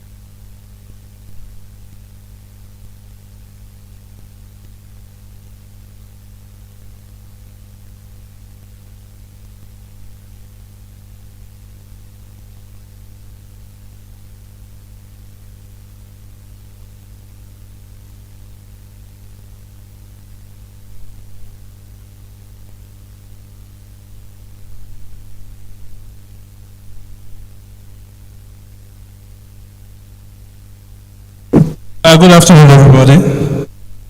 Apologies for that. Okay, so while my slide is coming up, can I drop this here? So I'm here to talk about asset tokenization to bring us up to speed with some of the technicalities that is needed when you want to do tokenization itself. I'm just using slide to delay. But before that, before my slide comes up, I'll start with a little story. I don't know if I'm too loud or if this is echoing. So some weeks back, I was driving. And as I was driving, I got to a traffic light. Now on that traffic light, there is this guys that are selling wiper. That's this car wipers and all that. So he was trying to make me buy his product, but I ignored him. Then later on, I just gave him a peace sign. I did him like this. That's peace out. That I'm not ready to buy stuff that he can leave. So all of a sudden, this guy just started removing my wiper. And I was confused. I was like, I did not say I want to buy wiper. Now, why are you removing my wiper? He said I told him 2,000. And this time I was like, no, I was just giving you peace. And they are removing my wiper. So, it occurred to me that we speak different languages, right? What I know or how I perceive things is different from how somebody else perceives it. So my topic or my discussion today about asset tokenization is to try and break down asset tokenization to the barest minimum. How do you do asset tokenization? What is involved in asset tokenization? So is my screen up? My slide? No, okay. what is asset tokenization? How do you do asset tokenization? And a whole lot of other stuff. A bit of a background about me. My name is Charles Okafumba. I'm the co-founder and CTO at Convexity. I wear a lot of hats actually. At Convexity, we do a lot of things. One of our key products, we call it CHAT. That's Convexity Humanitarian Aid Transfer Solution. That product is a blockchain product. Currently, that product is being supported by UNICEF, and also we are having programs within the country and even outside the country.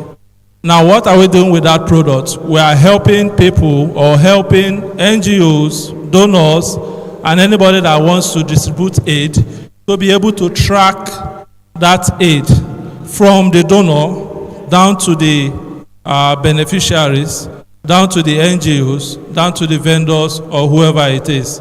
And I want to authoritatively say it that our government is not ready. I will stop there. So at Convexity, I'm sure you must have heard of the stable coin as well. Or some of us have heard of the stable coin, CNGN. Convexity actually powered that. We started it before making a consortium. And that consortium is what is now driving the CNGN. And the CNGN, or RAP CBDC, is actually one of the companies that the SEC gave the provisional license to operate.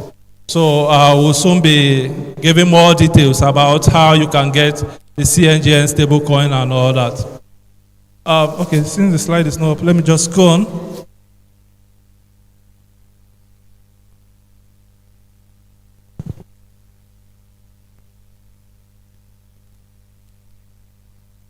All right. So by profession, I'm actually an enterprise architect. I'm a cloud engineer, and also I'm a blockchain solution architect.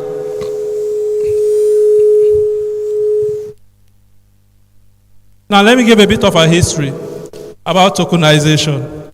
What is tokenization? Now, we know with the coming of blockchain, everywhere you say tokenization, tokenization, tokenization, as if tokenization just started.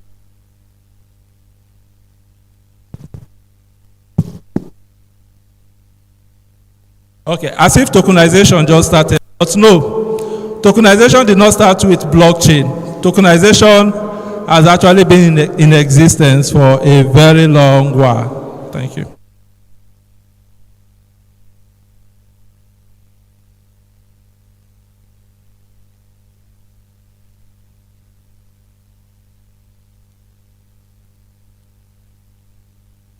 Okay, can you see on the screen?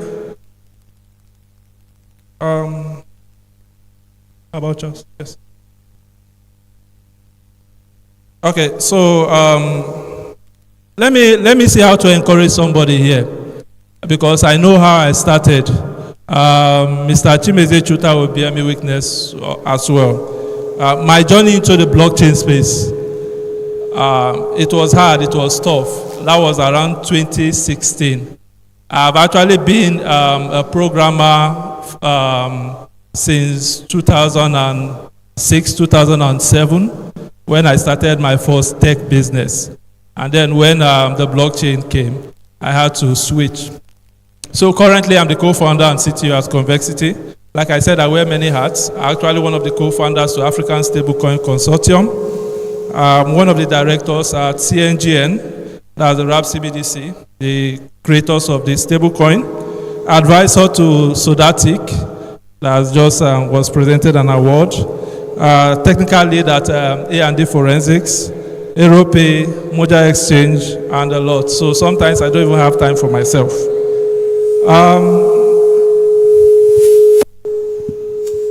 Where is the home?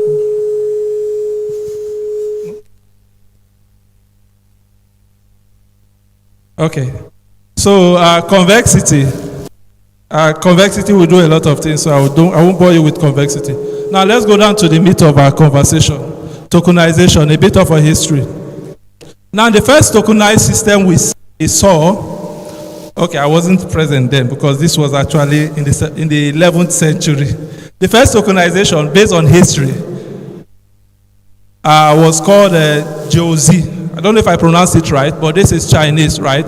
So tokenization has been in existence for a very long time, like I said. So this was actually the first recorded history of a tokenized system. And what was backing it? It was actually gold and silver, backing a paper by a government in the Song dynasty in the 11th century. Then the second record of tokenized system was a share certificate by the Dutch East Indian Company. This was in the 16th century. So what did they do? They are a trading company. They want people to actually own a part of their company. They issued shares like a paper, and then those people bought into it, and that was another one. Then the one we are very much familiar with, the gold standard, the promissory notes by the Western government, right? The UK government, the German government, France government, giving you a promissory note of more of like an IOU, right? For your gold. Say they give you a paper containing $1, and they say that $1 equals to the gold you've deposited with them. So that gold is backing the paper. So that was actually, this is like the third record of a tokenized system we've seen in history. So moving down a bit, introduction to blockchain asset tokenization. Remember I said tokenization has been around for a long time. Now blockchain came. Now what is blockchain asset tokenization? It refers to a process of converting rights to right of an asset into a digital token on a blockchain. Now the key concept here is the representation of a real world asset like real estate, commodities, or intellectual properties in digital form. The importance are known. I gave a bit of an example there. Right, okay. Please, Mr. Operator, you follow me, I beg. No, you are too fast. You are too fast. Calm down. Mr. Operator, calm down, you are too fast. Mr. Operator is not hearing me. So, I'll skip this. I'll go to, please go to where we have, this is an unkillable cow. Yes, stay here, stay here. Now, let me give an illustration of how tokenization works with this.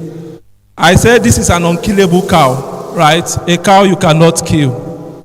Now, why did I say so? Now, say for example, this cow is an investment, right? You have a cow and you want people to invest in that cow. Obviously, you don't want to kill that cow. Now, let's say this cow, just the way it has been divided on the screen, it was divided into 20 parts, right? And then the current whole price of this cow is 300,000. Now the projected growth of this cow, the cow is going to be growing, and then the value of the cow will also be growing because the cow is eating. Now let's say it's 2% per month. Then after 12 months, the initial price of the cow is 300,000. Based on the growth, the cow goes up to 380,000.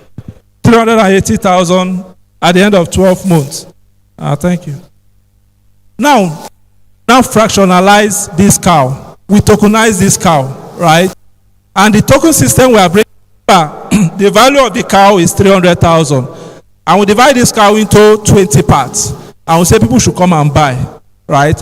And a unit of that is going to cost 15,000. That means whoever invests in such a business or in such a cow is going to earn at the end of 12 months 19,000 and some figures thereabout. Now, if I'm interested in this cow, I want to buy this cow. I don't want to buy the whole cow. Maybe I don't have the 300,000, but I have 15,000. I can own a part of that cow, right? I can own a part of that cow. And like I said, it's an unkillable cow because if you kill it, then it's not going to grow. So we keep on training the cow, feeding it, and watching it grow. Now, what tokenization does is this. It helps people to be able, without killing this cow, to be able to buy a fraction of that cow. The cow will still be in existence, but the token I have is representing a fraction of this cow, and I know I have maybe the head of a cow, or the leg of a cow, or whichever part of a cow. This is just fractionalizing it, breaking it down to make it easy for people that don't have up to that amount to be able to get the cow. Now, how do I sell these units, which is the most important one? Now, how do I sell? Let's say I bought into a tokenized system. How do I sell this tokenized stock that I've bought? Now, there's a problem with the current legacy financial system and the blockchain payment system. They are 2 worlds apart, right? For the legacy financial system, the banking system, it is one rail. It is not on the blockchain. It is between NIBs, between the banks, between the central banks, between your fintechs and all that. The money is circulating, all right? Now, when you now bring the blockchain is a different world entirely. The normal process or the normal payment system you are using in your banking app or to pay for school fees or to do whatever you want to do, you cannot use it on the blockchain. That was why I crossed it, right? There is no connecting code in order for you to be able to do that. Then if you move to the blockchain space, the only way you can be able to buy a tokenized asset is using another digital asset. Let me give an example. If I want to buy Bitcoin, I'll have to go and get maybe Ethereum, or I have to go and get USDT, or to go and get any of these supported token that I can use to trade it. So they are different worlds to themselves entirely. Now, that's why I said no direct communication to the blockchain, and then you can't use your fiat. And that was why, Mr. Operator, go up. And that was why we actually built the CNGN token, right? The CNGN token is a representation of the Naira value for you to be able to do your transactions on the blockchain using a Naira token itself. We did a lot of connection between the fiat world and the crypto world. So for every Naira that is deposited into our reserve bank or our custodians, we have custodians, 2 custodians, the top in the country actually. First Nominee and Stanbic. Yeah, those are the 2 custodians we are using for this. So in order for you to be able to do your transactions, to buy your tokenized asset and all those stuff, we have to create the CNGN. But that's not what we are talking about. Now, let's go into a bit of technicals. Blockchain, smart contracts, and standardization. Like I'm showing. Blockchain, smart contract, and standardization. Blockchain overview. What is blockchain? I won't go into more because we've been hearing about blockchain for a long while. But just know that blockchain is a distributed ledger technology that enables transparency, immutability, and security. And then you have different blockchains. You have the private blockchains, you have the public blockchains, you have the consortium blockchains. Smart contracts. These are self-executing codes or contracts with terms of agreement directly written into the codes. Then finally, token standard. Now, all these things are things you need if you want to do tokenization. You need all these components. You need a blockchain, you need the smart contracts, and then you need the token standard. Moving on. I don't want to pause. I'll be moving fast now. Why blockchain? Now, remember I said tokenization has been in existence for a very long while. Now, blockchain. Now, with the coming of blockchain, it makes it easy for people to be able to have ownership. Ownership in the sense that if I am buying a token, that token can actually reside with me. Right? I know that token itself that is representing that cow, maybe the leg of that cow. I can have it with me. Say, for example, there are companies that are selling shares, right? Back in the days, companies, when they do their offers or when you buy your shares and all that, they send certificates to you, or they send you the share certificate, right? I got interested when my father died, and these certificates were coming. I said, okay, what is this certificate? I had to go and look for what it meant and even how to sell it and all that. Now, see that share certificate that the company is giving you as your part of ownership. All right? That certificate is saying that you own a certain amount of shares with this company. Now, with the blockchain, it is different. The blockchain has tokenized that share, that certificate itself, so that it is easier for you to go and meet somebody else that is interested and say, do you want to buy this my token that is representing the shares? And the person say, yes. How much? 50,000. Oh yeah, you transfer and then the person gives you cash. But with the present legacy system of giving you share certificate, if you carry that share certificate and you go and meet somebody else and say, do you want to buy? The system, CSS, the Nigerian Stock Exchange and all the brokers and all those, they are not recognizing that. It is just between the both of you and it is not transferable that easy. You need to have a third party to be able to do the brokerage for you in order for you to be able to buy the shares from that person. But with the blockchain, it is quite easy. Somebody can easily say, I want to sell, and somebody can say, I want to buy, without a third party being in the middle, and the exchange and the transfer is done. Thank you. So there are different blockchains that we can use to do this. We have the ledger kind of blockchain. I need you to pay attention to this. We have the ledger kind of blockchain, and we have the smart contract kind of blockchain. I will explain. Now, for ledger kind of blockchain, what this kind of blockchain do is that it just keeps record. Say, for example, it keeps record of what each of us have in our wallet. Let's say Paul. Paul wallet has 1 CNGN. Zainab's wallet has 10 CNGN. Charles' wallet has, that's what a ledger blockchain does. And the only thing you can do with such a ledger kind of blockchain is to transfer. You are just transferring amounts from one person to another.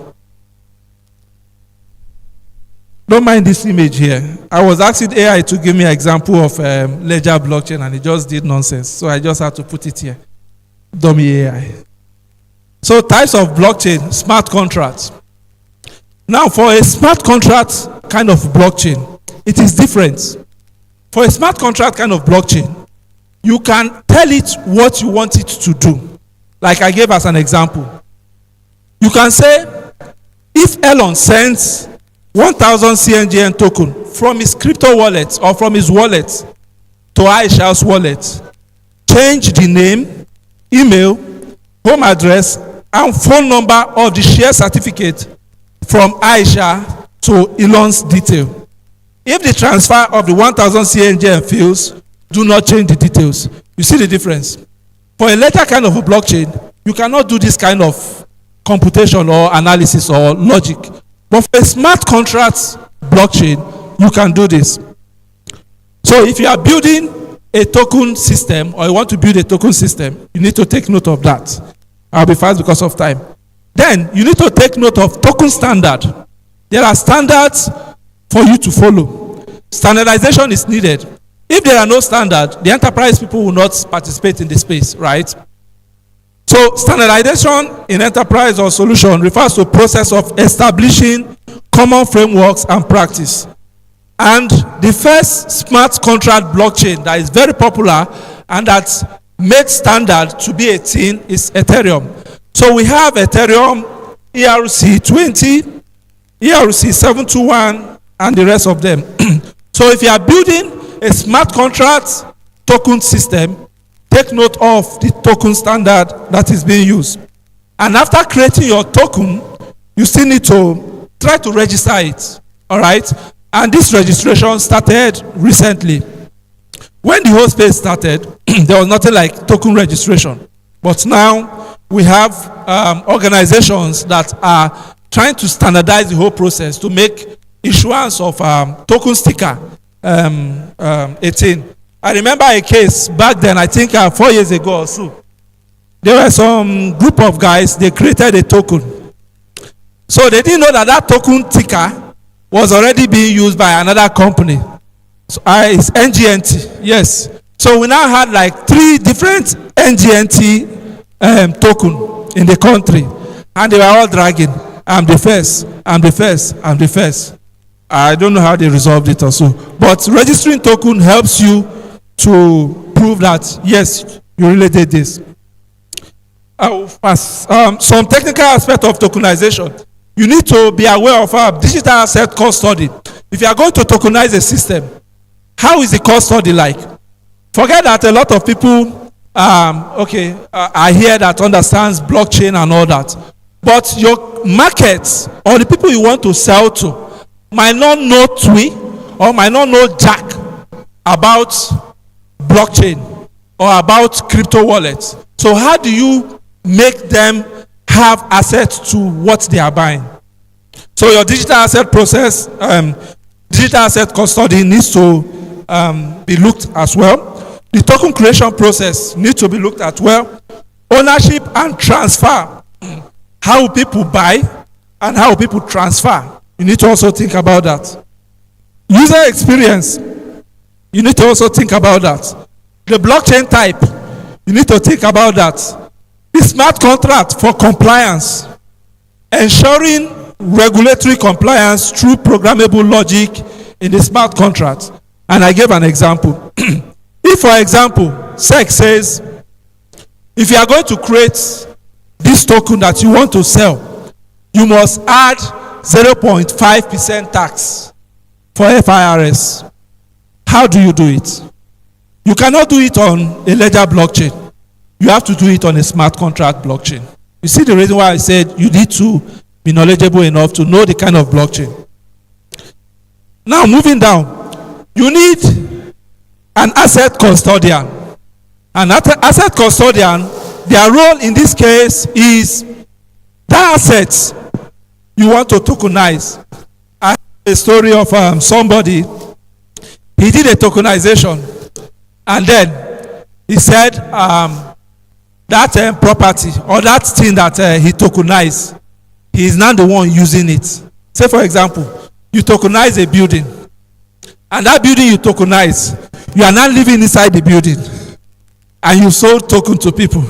So automatically that house is still yours because it is your house and you can sell it at any time you want. So you need a custodian that will take ownership of that property, right? Or that will take ownership of that asset you are tokenizing, so that they can show the public that yes, this person has tokenized this house and we are in custody of assets. They have come. So asset tokenization platform, I'm rounding up. There are some asset tokenization platform you can use. We have Moja. I believe this is actually one of ours. So you can make your research. Then in conclusion, do you really need a blockchain? Because from my experience, building a blockchain solution can be hard, can be expensive, can be confusing. So before you start building a blockchain token system, or before you start tokenizing, you need to ask yourself, is the blockchain really what I need to build this solution I am building? Or I have alternative? But by and large, blockchain is there, tokenization is there, tokenization is not going anywhere. In short, tokenization has even come and be forever. Thank you.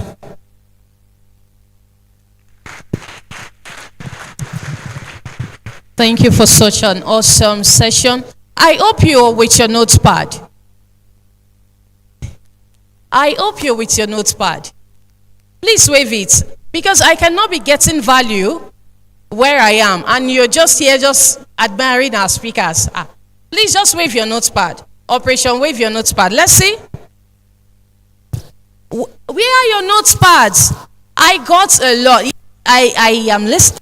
Oh, that's great. If our distinguished are with their notepads, so I see no reason why you should not be with yours. We're here to learn. And I actually want to say about the types of blockchain I mentioned. that he talked about the ledger blockchain and the smart contracts. That's to tell you that I'm following, yeah? I'm not just moderating, I am getting value. Turn to your neighbor and said, are you catching the Rema? Are you catching the Rema? The blockchain Rema, of course you have to catch it. So thank you so much, Mr. Charles. That was a beautiful one, and I love how simplified it was. So please, a round of applause for him once again. So I want us to liven up. Now everybody on your feet. Okay. No, please, VIPs, you can sit down. Please, audience, on your feet. Yes. So, there is something we call catching the ball. Permit me, I'm going to be your facilitators for this exercise session. Right? Are we ready? Are we ready? The ladies, are we ready? The gents, are we ready? Just want us to free it out. So, you're catching the ball to the left, you just stretch it out and grab the ball. To the right, you grab the ball. Forward, backward, you don't do that. The first we just somersault. Are we ready now? Now we catch the ball to the left. Oh, this is okay. Just do your left. I do my left. Do your right. I do my right. Are we ready? Catching the ball to the left. This is a physical catching.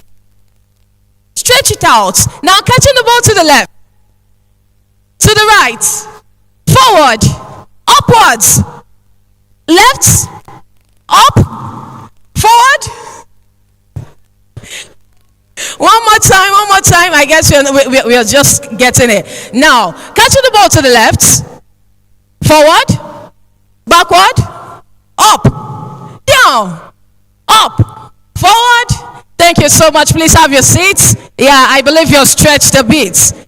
It's important we bring in something to just cheer you up. So moving to the next agenda for today, which the next agenda now is about ICP, the Internet Computer Protocol. And Adebayo Adebanjo, the co-founder of ICP Sahara, will be taking us on the session. Please, with a warm round of applause, make welcome Adebayo Adebanjo. Until he gets to the podium, please do not stop clapping. You can do better. You can do better.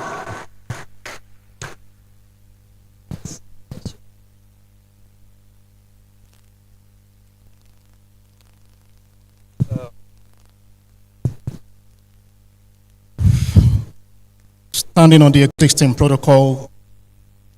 Good afternoon, distinguished ladies and gentlemen. My name is Adebayo Adebanjo, and in this particular capacity, I'm representing ICP, the Internet Computer Protocol, as a co-founder for the West African hub called ICP Hub Sahara, covering. This is one of the major obstacles towards successful deployment of blockchain applications. Towards successful deployment of blockchain applications or any other application. Informer, please come up. Mr. Enoch, please come up. Dr. T, we need your presence, please.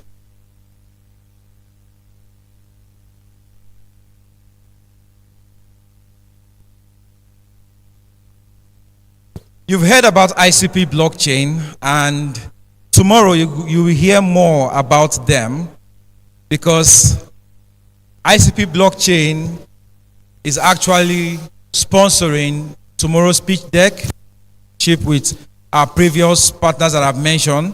Some of our students are here. So they'll be having the pitch tomorrow. This house will be fuller because majority of our students are doing their final rehearsals. Their presentations are here. And thanks to ICP, the students are going to be walking away with some millions tomorrow. We don't do cash. So thanks to ICP, if you go to them, you will not see cash. You have to be inside the ecosystem. So we want to use this opportunity to appreciate Internet Computer Protocol for supporting Web3 startups and driving the development of blockchain in Nigeria and Africa. ICP is not only in Nigeria, ICP is in Kenya and many other places in Ghana. They'll be doing lots of programs.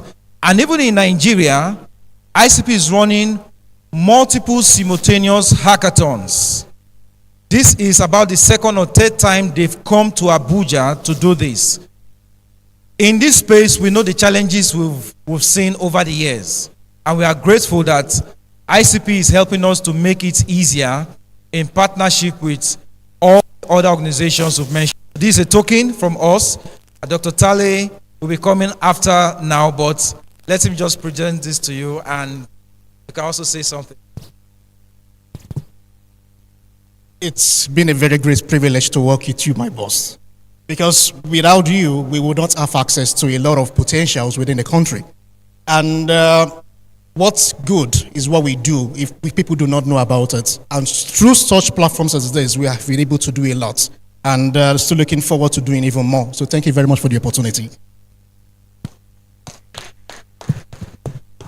All right, thank you, sir. As an ecosystem, we believe in rewarding and appreciating and recognizing every seed of effort and hard work. And on behalf of Cyberchain, we want to say thank you very much for all the efforts that you're putting in to better the lives of our young tech juggernauts. Thank you very much.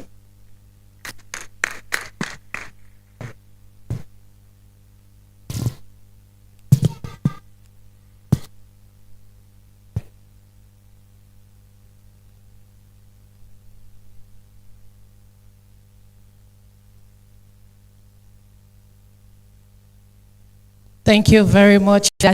A rule of thumb actually says those in the blockchain industry don't smile except they've gotten their token. Is that right? Is that right? Our gentlemen here, their smiles are tokenized.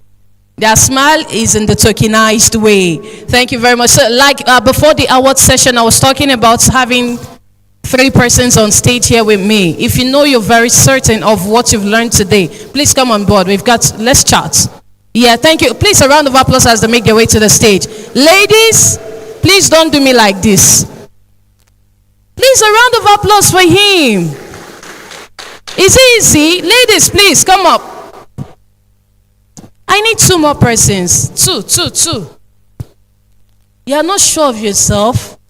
No, nobody's wrong. We are not here to, nobody will tell you you're wrong. Just be confident. I need, okay, one more person. You never can say you will leave this place with some dollars. So, like maybe let's do it the money way. You leave this place having something for yourself. Okay, please a round of applause for him as he makes his way down here.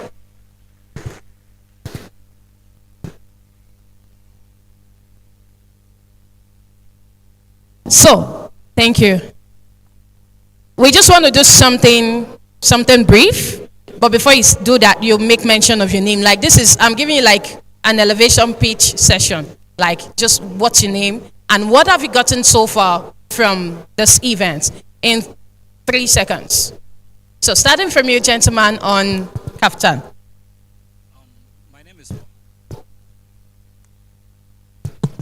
My name is Muhammad Awal Abdulaziz, and so far what I've learned was. My name is Muhammad Awal Abdulaziz, and so far what I have learned is I understand what is digital tokenization, smart contracts, and the process in which you follow in order for you to be able to build a blockchain application using the ICP, just like I said. Did you hear him? Did you hear him? Can you rephrase again? Okay, I said I've learned so many so far. I've learned about the digital tokenization. I've learned about smart contracts, how it works. I've learned about the process you take in order for you to build a blockchain application using ACP. All right, thank you so much. He said he learned about the tokenization, blockchain, and all of that. Let's hear from the other person. Did you tell us your name? What's your name again? Mohammed. Let's stop there. Thank you. Okay, good afternoon, everyone. My name is Ransom Filemon, and one key thing I learned today was if you are meant to, if I'm going to build my own blockchain, for example, and For example, Nigeria, due to the fact that the regulatory laws, they want to start taxing the blockchain, I can only do that with my smart contracts, not on the blockchain itself. So that was valuable information. Oh, thank you so much. That was really awesome. Thank you. Please, a round of applause for them. And trust me, you've got a gift. I will not tell you what the gift is. So thank you for coming, friends. So indeed, before now, how many of you used to think blockchain is all about crypto? Don't be shy. Crypto, I am part of them. So let me just wave. You used to think blockchain is all about crypto. Yeah, please wave. Thank you. Oh, it seems it's my gender. Oh. But we are not ashamed. Yes. Before moving forward, I want to give a shout out to all our online viewers. So if you're there watching us from Bauchi, outside of Nigeria, we're saying hi. We love you. Thank you for joining us. This is actually being streamed live. Yes, this is streamed live. So please wave to them. Just wave to them. Please wave to them. So we love you. Thank you for joining us online. The next agenda for today is the goodwill messages. Goodwill messages, and we'll be calling on Mr. Fred of Brave Browser. Mr. Fred? A round of applause for him, please. You can do better. Oh, he's not the one. Okay, Mr. Fred will soon be here. So, while Mr. Fred joins us shortly, we'll be going to the next session, which is the speaker presentation 2 in person of Chief Edward Umokede, the CEO, Red Swan CRE. A round of applause for him. Okay, he will be doing that virtually, and the video will be presented now. So please, I want you to listen. You can't afford to miss the session. Media, take it away.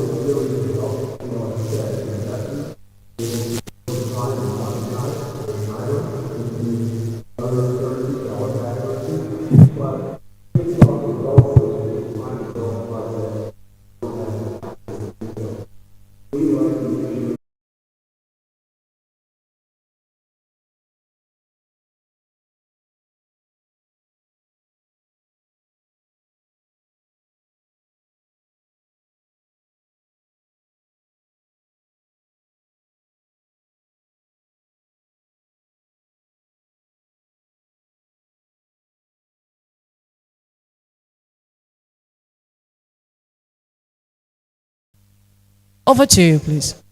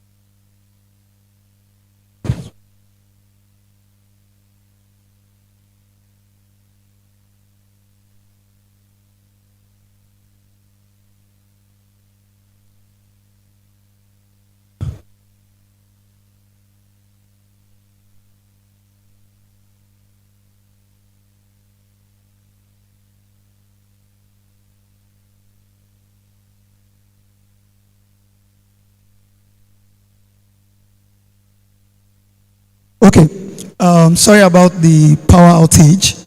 So I will continue from where our global CEO stopped. And Tunde Olasukomi is my name. The country manager of Red Swan CRE. And I manage Red Swan CRE's business operation and development in Africa. So on the slide, follow the Red Swan, simplifying real estate investment. So that's what we are doing basically. I move to the next slide. So what is Red Swan CRE? You may be imagining what the CRE there stands for. It stands for Commercial Real Estate. So we are a Real World Assets Tokenization marketplace for real estate. We bridge the gap between the capital markets and real estate, getting access to capital without the traditional complexity. So what does that mean? Imagine this building we are in. Let's assume this building is worth 500 million naira. But before now, you can't just wake up in the morning and say you want to sell the building and get it sold immediately. But we help to fractionalize physical buildings like this and put them on the blockchain, such that that unit of value is being represented in tokens on the blockchain, and investors can now buy into them fractionally. That is, with 500,000 naira, you can buy as much as you can afford. So I move to the next slide. So on the next slide, real estate tokenization. Please, operators, to the next slide, please. So that slide is showing how different industries has actually transited over time. So I'll just continue. Before now, when you want to enter a taxi, you have to go to the roadside, flag down a cab. But in today's world, you have apps such as Bolt, Uber, whereby right in the corner of your room, you can book a ride. Also, before now, if you have to send a message, you either go through the post office to send your parcel. But later on, with the advent of internet, you could send letters by email. While in today's world, there are now even more advanced apps such as WhatsApp, such as Telegram. They are not only sending text, but you can send both videos and audio messages. And the person at the other end receives it instantly, irrespective of where they are in the world. So traditionally, okay, that's the screen there. So now, in today's world, before now, if you are to invest, in real estate. You either buy a land, then you build and develop, or you buy an existing building. Then later on, the world advanced to real estate investment trust, which is REITs, whereby you can buy real estate in the stock market, or private REITs, whereby you can buy real estate by pulling funds together. But the disadvantage this has is that it was only limited to high net worth individuals. The high-rise buildings, such as office buildings, such as some of the retail buildings at Nova Mall, where you have shop right there in Abuja, is majorly high net worth individuals that are able to participate in such kind of deals. And the requirements could be as high as $500,000 or $1 million to be a partaker in such type of big projects. But with the advent of tokenization, the asset is being fractionalized into smaller units that makes them affordable. So now, the problems of real estate in the past is that real estate is illiquid. Real estate is not accessible both locally and globally. Number one, due to the high barrier of entry. Then number two, also due to the amount to purchase them. Then another part of the problems of real estate is there's lack of transparency. And all of this is what we are solving at RES1. To the next slide, please. So what are we doing? We are able, the help of technology, to make real estate to be liquid, such that you can trade real estate shares 24/7, irrespective of where you are in the world. We are improving accessibility, that is reducing the barrier of entry, such that you can buy real estate based on your own affordable manner. And whenever you want to exit, you just pick up your phone and trade it to come to our platform to trade it. The other thing is we give access to global investors, which means if you have a good project here in Nigeria, for example, and you list it on our platform, we showcase it to users on our platform that are local Nigerians dominated in Nigerians and Africans in diaspora, then global investors, which means we are able to attract direct foreign investment into real estate projects. Then with the help of blockchain, there's high-level transparency. High-level transparency. So I move to the next slide. So on the next slide, you are seeing the evolution of money.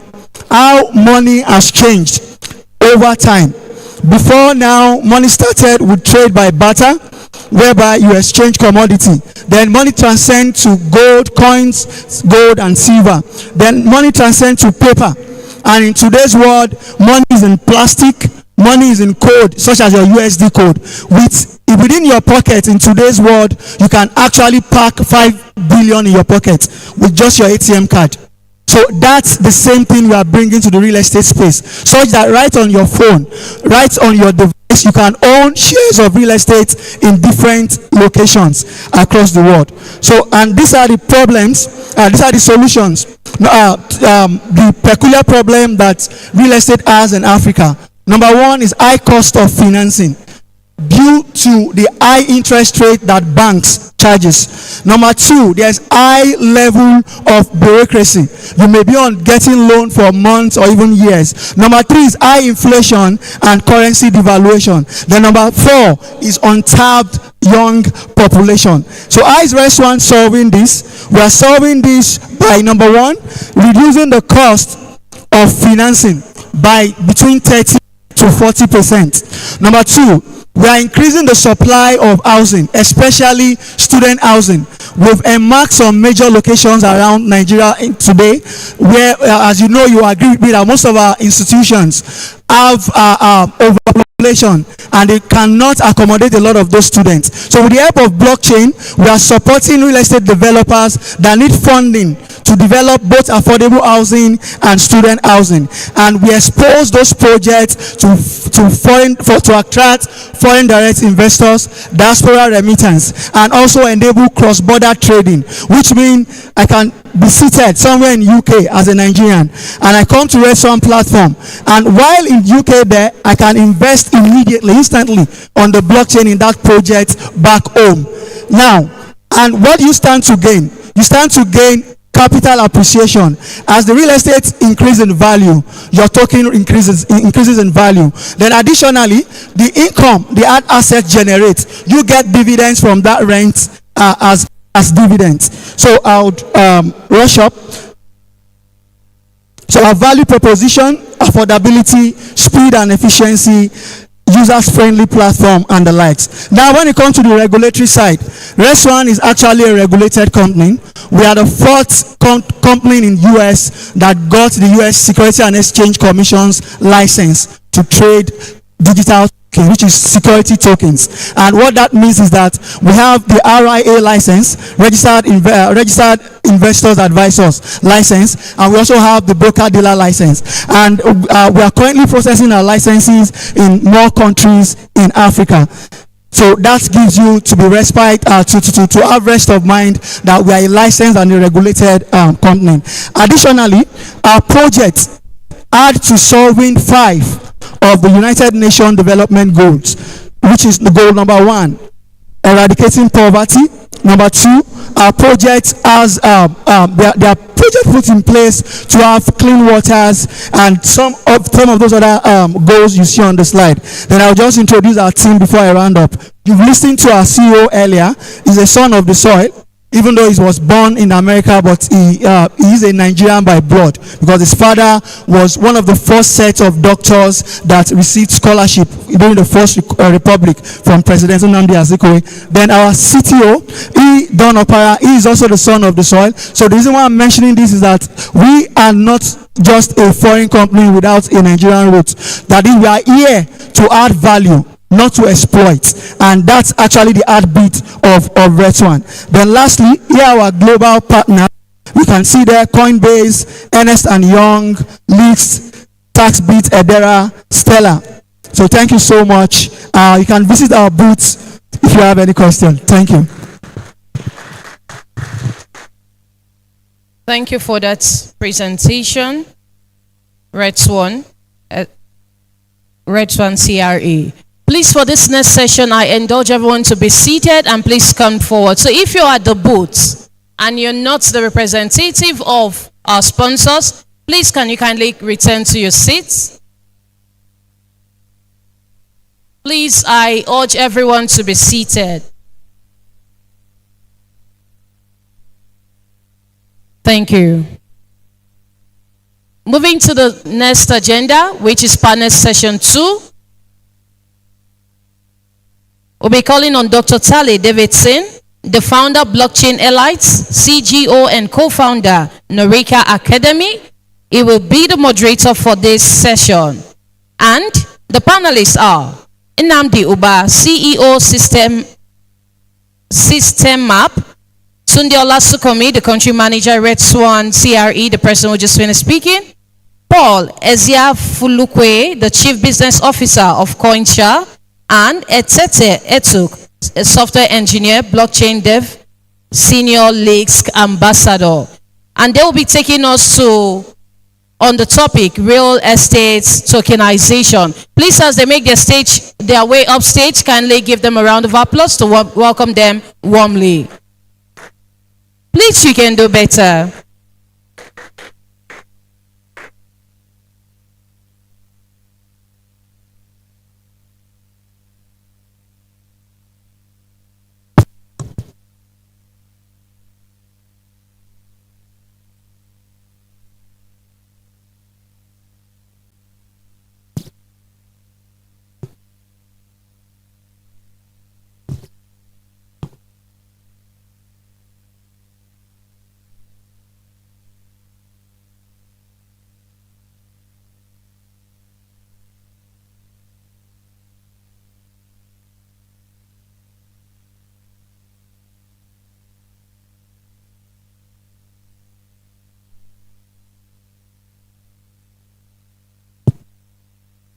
All right, good day, everyone.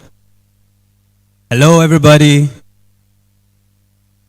Sorry, hope I'm audible enough. All right. Okay, welcome to the second panel session. I'm privileged to be hosting this session with a lineup of amazing panelists. So I'll just pass on the microphone for them to briefly introduce themselves. So, sirs, thank you for being on this panel session with me. So I'll just pass the microphone. You just let the audience know your name and what you do in the blockchain space. Thank you. Thank you so much. Once again, Tunde Olasukomi is my name. The country manager of Res1 CRA. So we tokenize real estate. We put real estate on the blockchain. So what that means is that physical buildings are being translated into digital form to enhance liquidity and make them tradable. So I'm glad to be on this panel, and I look forward to the interactive section we'll have.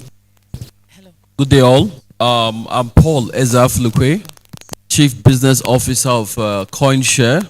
We're an exchange where you buy and trade digital assets, and we welcome you. Just go to www.coin and you'll see us there.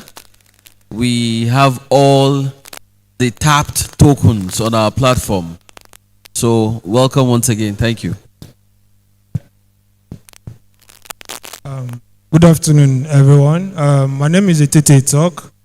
I'm the CTO Ethereum Nigeria. I'm a software engineer and a blockchain developer. And I'm also a Leaks ambassador, a senior Leaks ambassador. So Leaks is basically an L2 blockchain, making sure that on the blockchain you have scalability and also interoperability for all your applications. Yeah, thank you.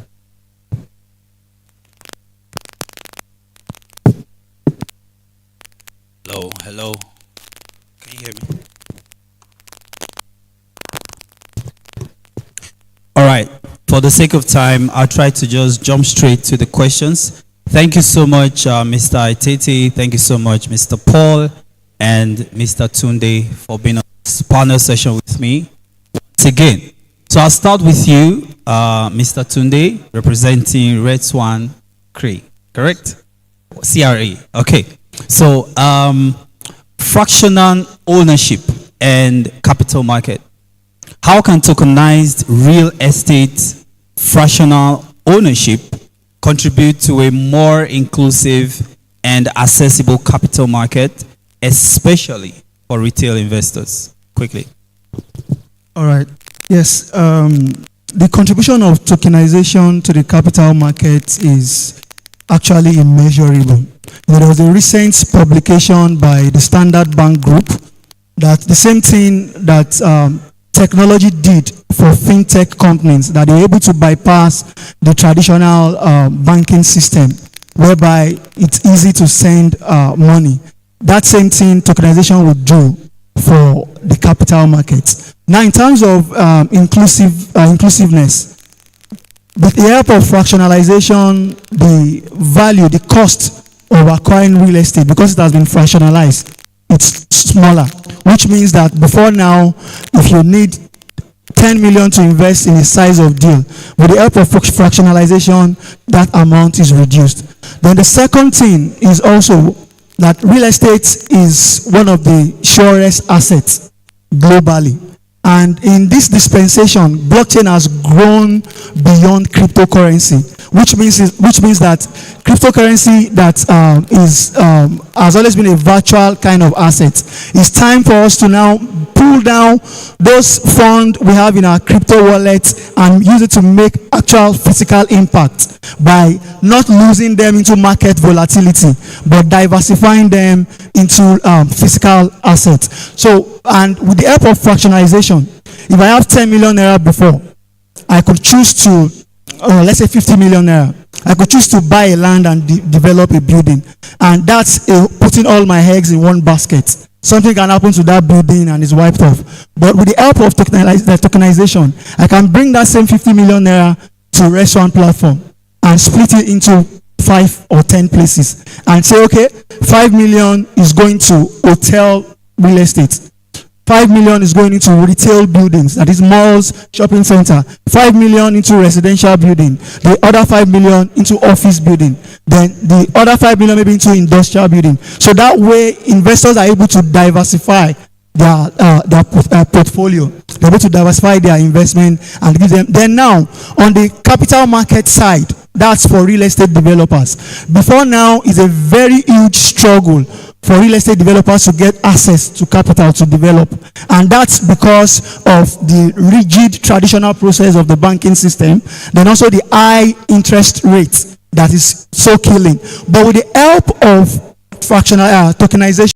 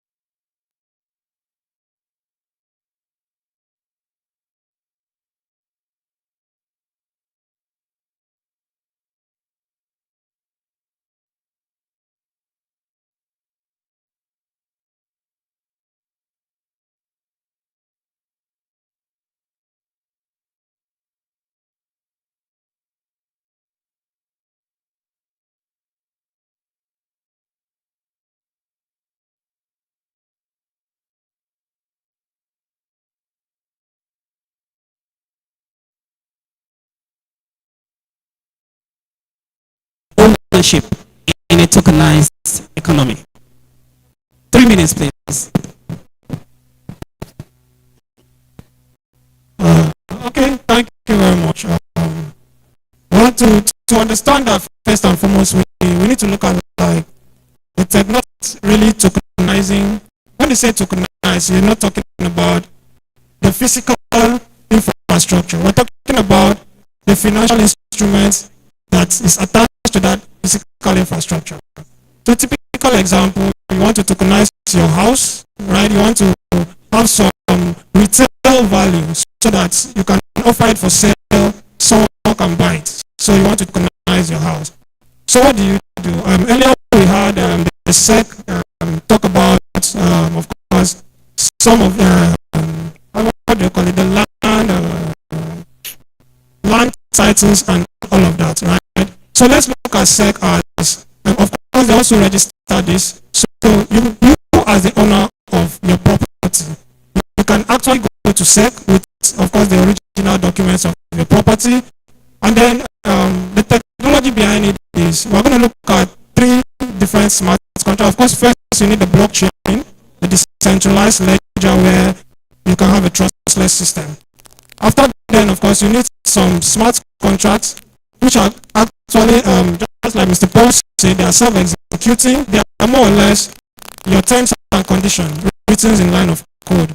So basically what happens is you need like an NFT smart, not an NFT, sorry, a token smart contract. It could be any token. It could be an ERC, it could be an 1155 or a 7221 ERC token. So but for this purpose, I would use something like an ERC 1125. The reason being that it's a multi token, is both fungible and non-fungible. So the non-fungibility allows it to be unique, while the fungibility allows me to be able to sell fractions of it.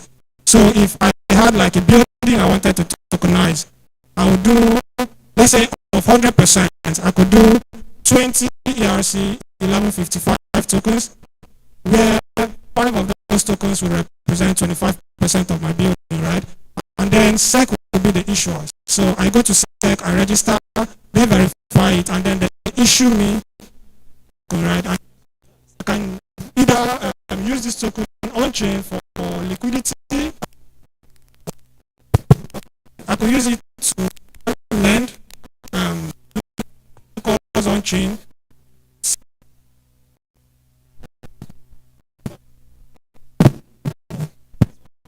Or actually sell out a particular fraction of my token to whosoever. So what does this allow for the future trends, right? First and foremost, now we are doing it at an individual level. But I see a time will come when we would have like community-owned assets, right? In the blockchain space, there's what we call the decentralized autonomous organization. So we have a group of people come together, agree on something, and then they become a decentralized autonomous organization. So I see tokenization taking it further with these organizations actually owning tokenized property, in a sense that decision making in terms of maybe the lease, the resale, or stuff like that would actually be determined by votes by the members of that particular community.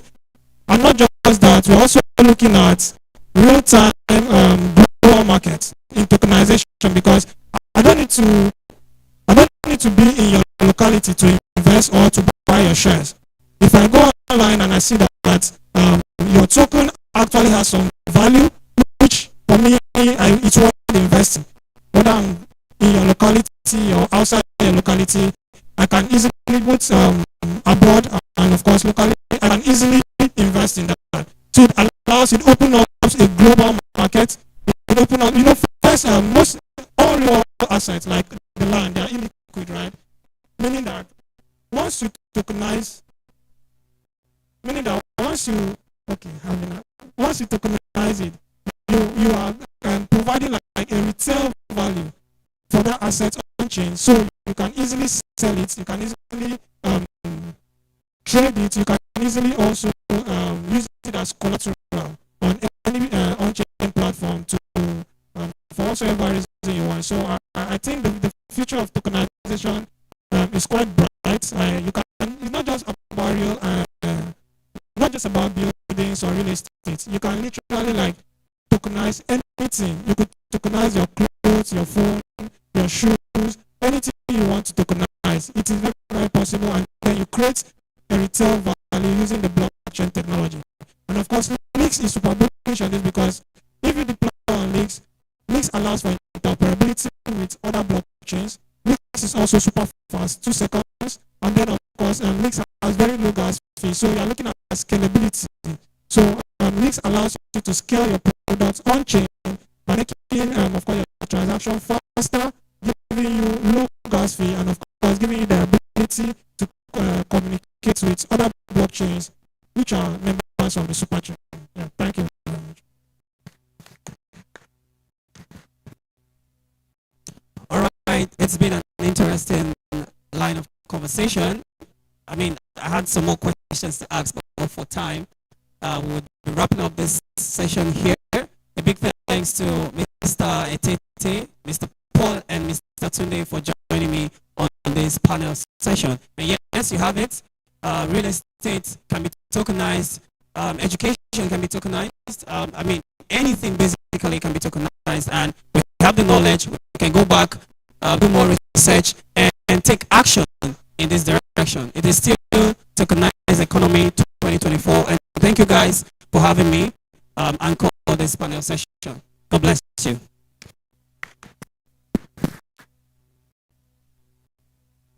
Thank you, Fred. From the real estate industry, how tokenization can change or is changing the face of the industry. That was a wonderful session. Thank you so much. Please, a round of applause for all the panelists and the moderators once again. So we're getting to the wrap of today.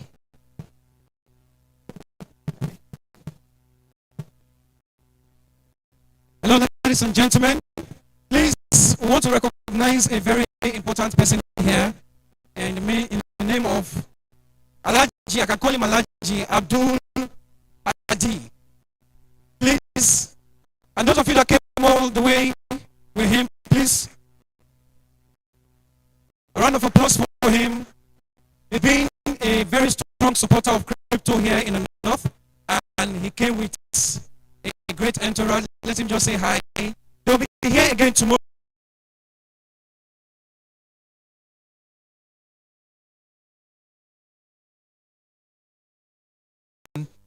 is going to be happening tomorrow. That book, you don't want to know where we are getting calls from outside of Nigeria. So it's going to happen tomorrow. Do not miss it. There's a copy for everyone. To unveil it tomorrow. World Bank will be here tomorrow. Page University leadership will be here tomorrow. Minister of Education and a whole lot. So let my brother just say hi. Then Mr. Enoch will conclude. Okay. Hi, everyone. Welcome. Unfortunately, our brother or our boss, Barista Abdulhadi Isa Ibrahim, he can't be able to attend this event because of something that come up. So we are here together with my brothers to represent him to this wonderful event. Thank you very much. Thank you, everyone.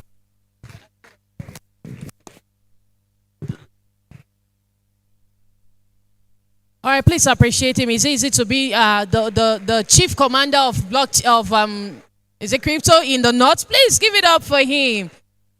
I'm a northerner by birth, so I should rep our own when we see them, isn't it? All right, thank you so much for that. So we're going to bring up Mr. Enoch Mbaibe, the lead Ethereum Nigeria, to come take the session, the last session for today. Yes, trust me, you're going to enjoy this session of ease. It's like, please make welcome Mr. Enoch with a round of applause. Please let's clap for him. We can do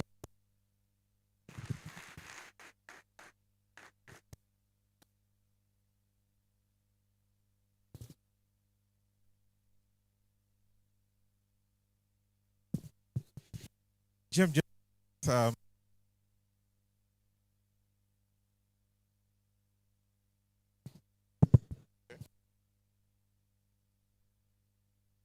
my name is Chukwemeka Enoch.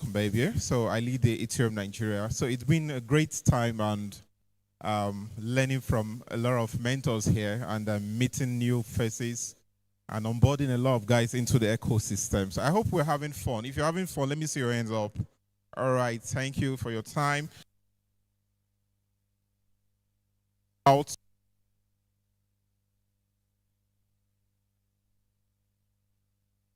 What's about it now? Can we go to the slide?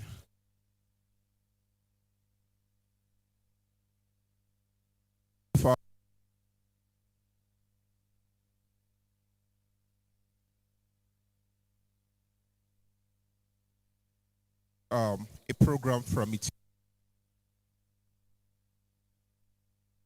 For us around the world, so and the ecosystem. And then from there, it's been like a wow, meeting in the ecosystem and having this.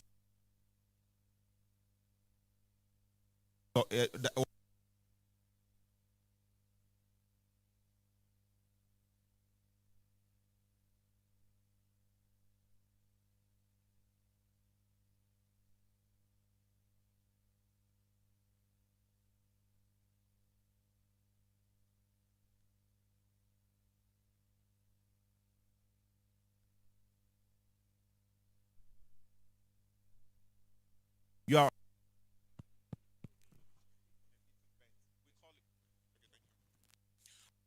we have what proof of participation.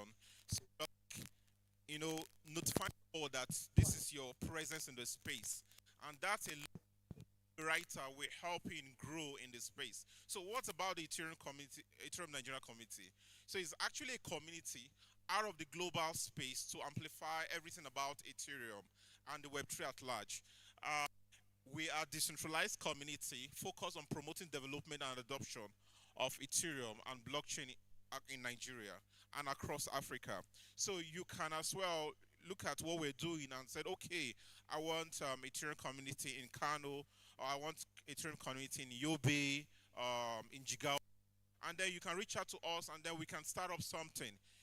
We're not like, we run the community in a decentralized way. You are the boss. We just kind of mentor you, lead you, support you, and then you know how to interact with the local community as well.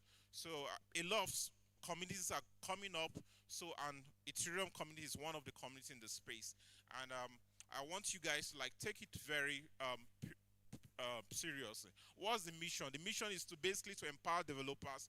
As we all know, we have a lot of talent in Nigeria and Africa at large.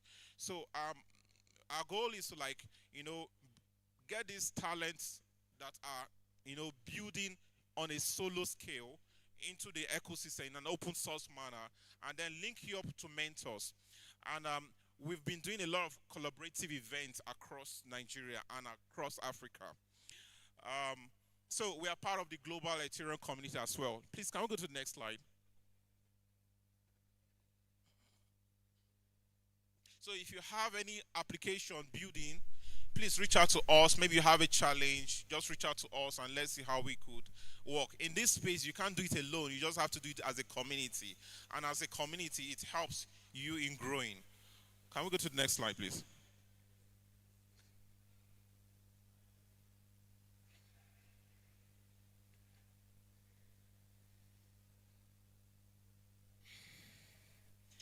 All right, I think I have to take it from here. So basically, what's our vision? To foster blockchain adoption across Nigeria. That's it. And as we're doing that, we're creating economic opportunities among ourselves. My colleague, I'm not alone here, Etete, who was among the panelists, is the CTO of our community. So we can testify of how many people, how many opportunities we bring across ourselves. So if you, the earlier, the better. What gives me an upper chance is because of information, and you are now hearing it. So it's better. The step you take now will determine how far you go in the space. All right. So what's our mission? To educate, and to onboard more Nigerian developers into the ecosystem, to provide resources. And if you have a startups, we could always show you a guide. In the Ethereum community, we have what we call the micro grant, we have what we call the mini grant, and then the larger grant. So you just have to start from somewhere. All right, let's go to the next. Yeah, so over the time, we've been able to build partnerships, and we're here because of partnerships. Education, so we basically host workshops. Last year, we had a road workshop, and then this year as well, we also done series of workshops across. We also have webinars, hackathons. Yeah, so if you're doing something on DeFi, please reach out to us. If you're doing something on, yeah, we are in tokenized economy. So if you want to tokenize any of your, you just have an idea, please reach out to us and let's brainstorm. And then don't take this opportunity lightly. Please, let's go to the next slide. For some of you, you're just hearing tokenize. What's this tokenize? It might be abstract, but just take your notes, and then later on we can take it from introductory level. Let's go to the next slide.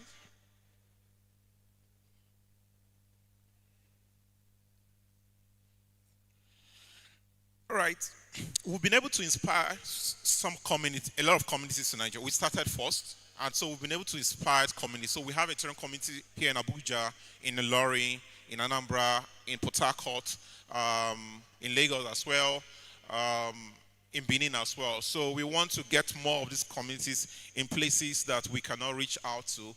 So let's do it together. Let's learn together.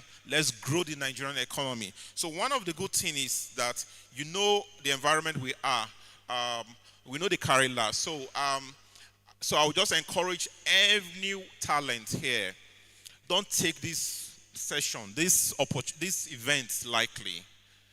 A lot has been invested in this event for it to happen. So do not take it very lightly. Okay.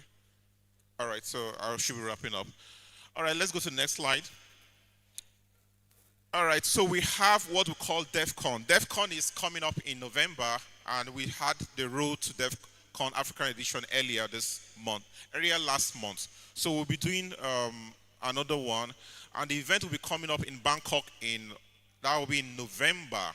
So we'll be calling out, we are reaching out to sponsors here, partners here who wants to be in Bangkok, that's South Asia.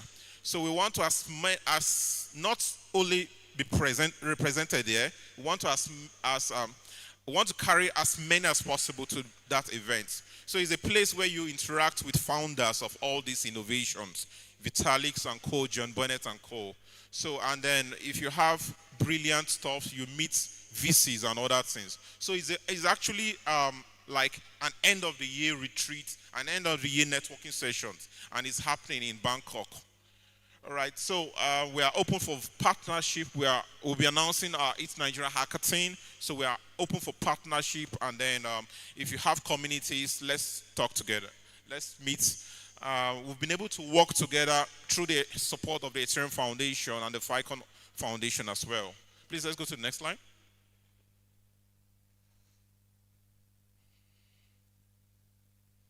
All right, so let's go to the next slide. I think we've done about this.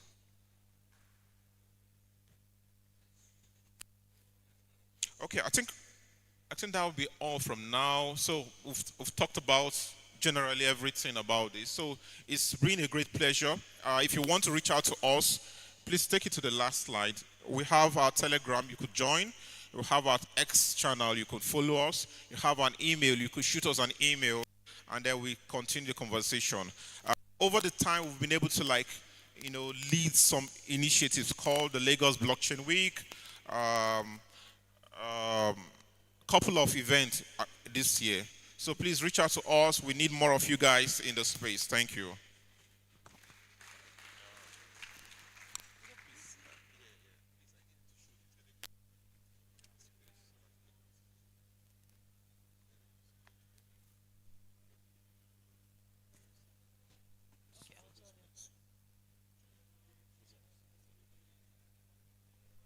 All right, thank you very much for that session.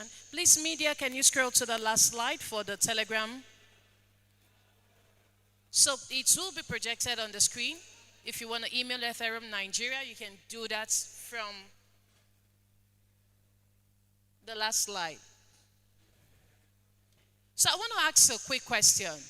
There is something unanimous from all the sessions of today. Can anyone just can you tell me what that is? All the sessions are interwoven, like this is leading to this session is leading to the next. There is something general we are all focused on today. And what is that thing? Chorus answer, nobody is talking. Okay, the beautiful lady there. Please come.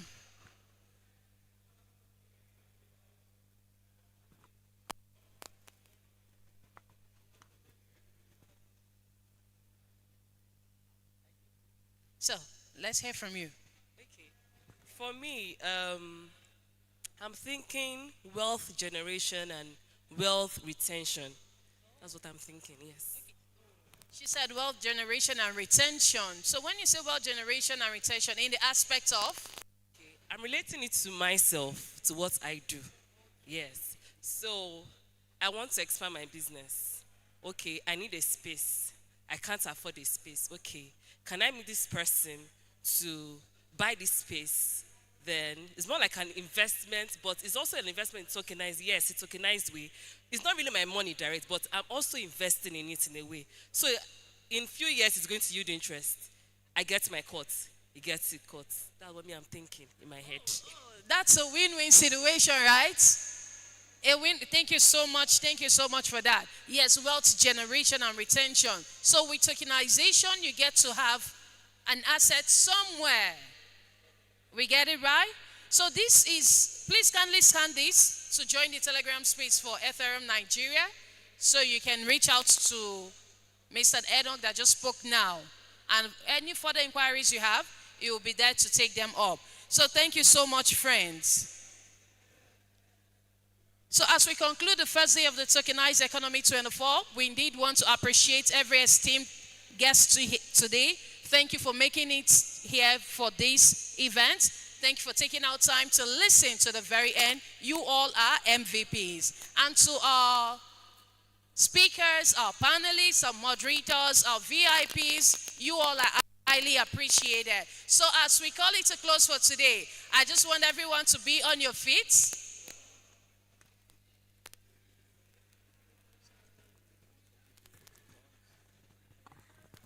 Please, crypto preacher. Okay, ladies and gentlemen, you've heard from Rume earlier during the panel session. Tomorrow, you'll be hearing from us even more, because by the grace of God, we'll be launching the book, and here it is. It's not a small material.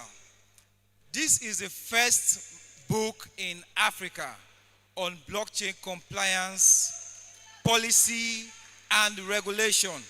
The first in Africa. And you can see it's not a small material. We will not tell you the rigors we went through to produce this. Mr. Deji is in Europe, so he's not here today, but he's going to be joining us virtually tomorrow.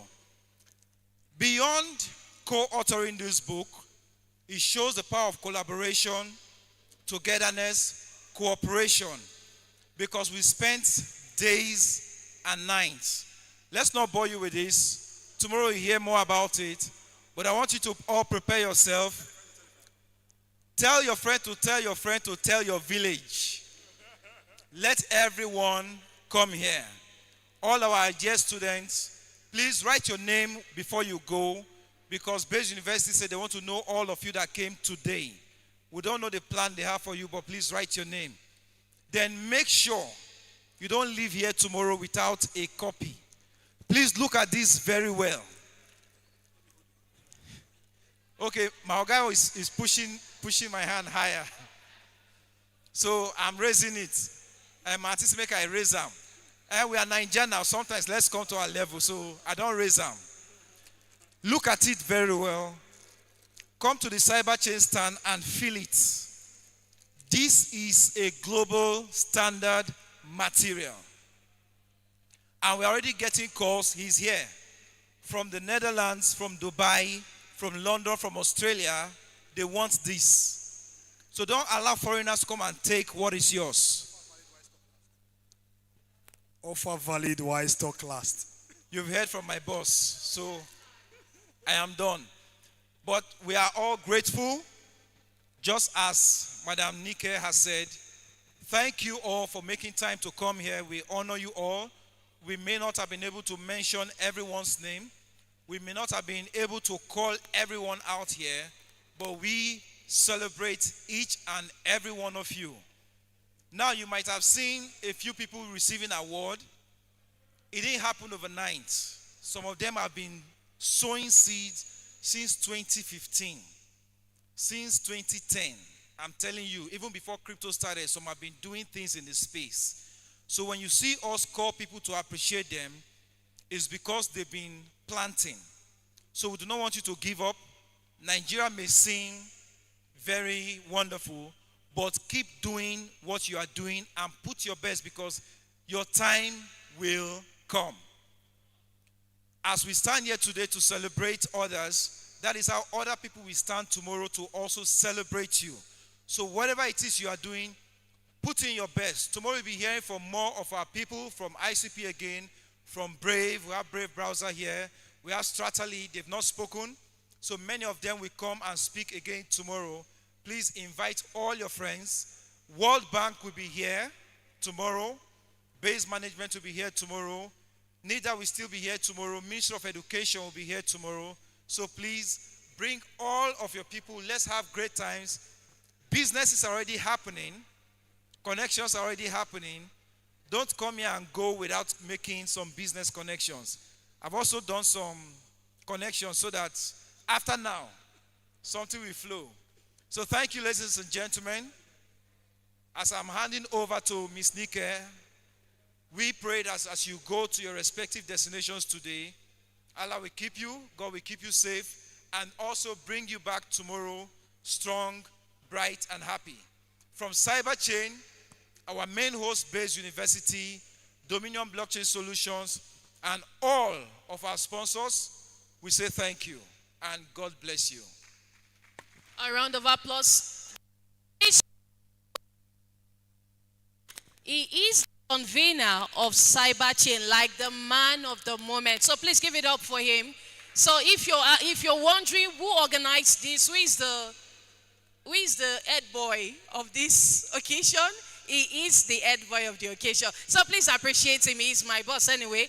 Appreciate him. You can do best. So he has closed today's event, but I want everyone to be on their feet. All rise.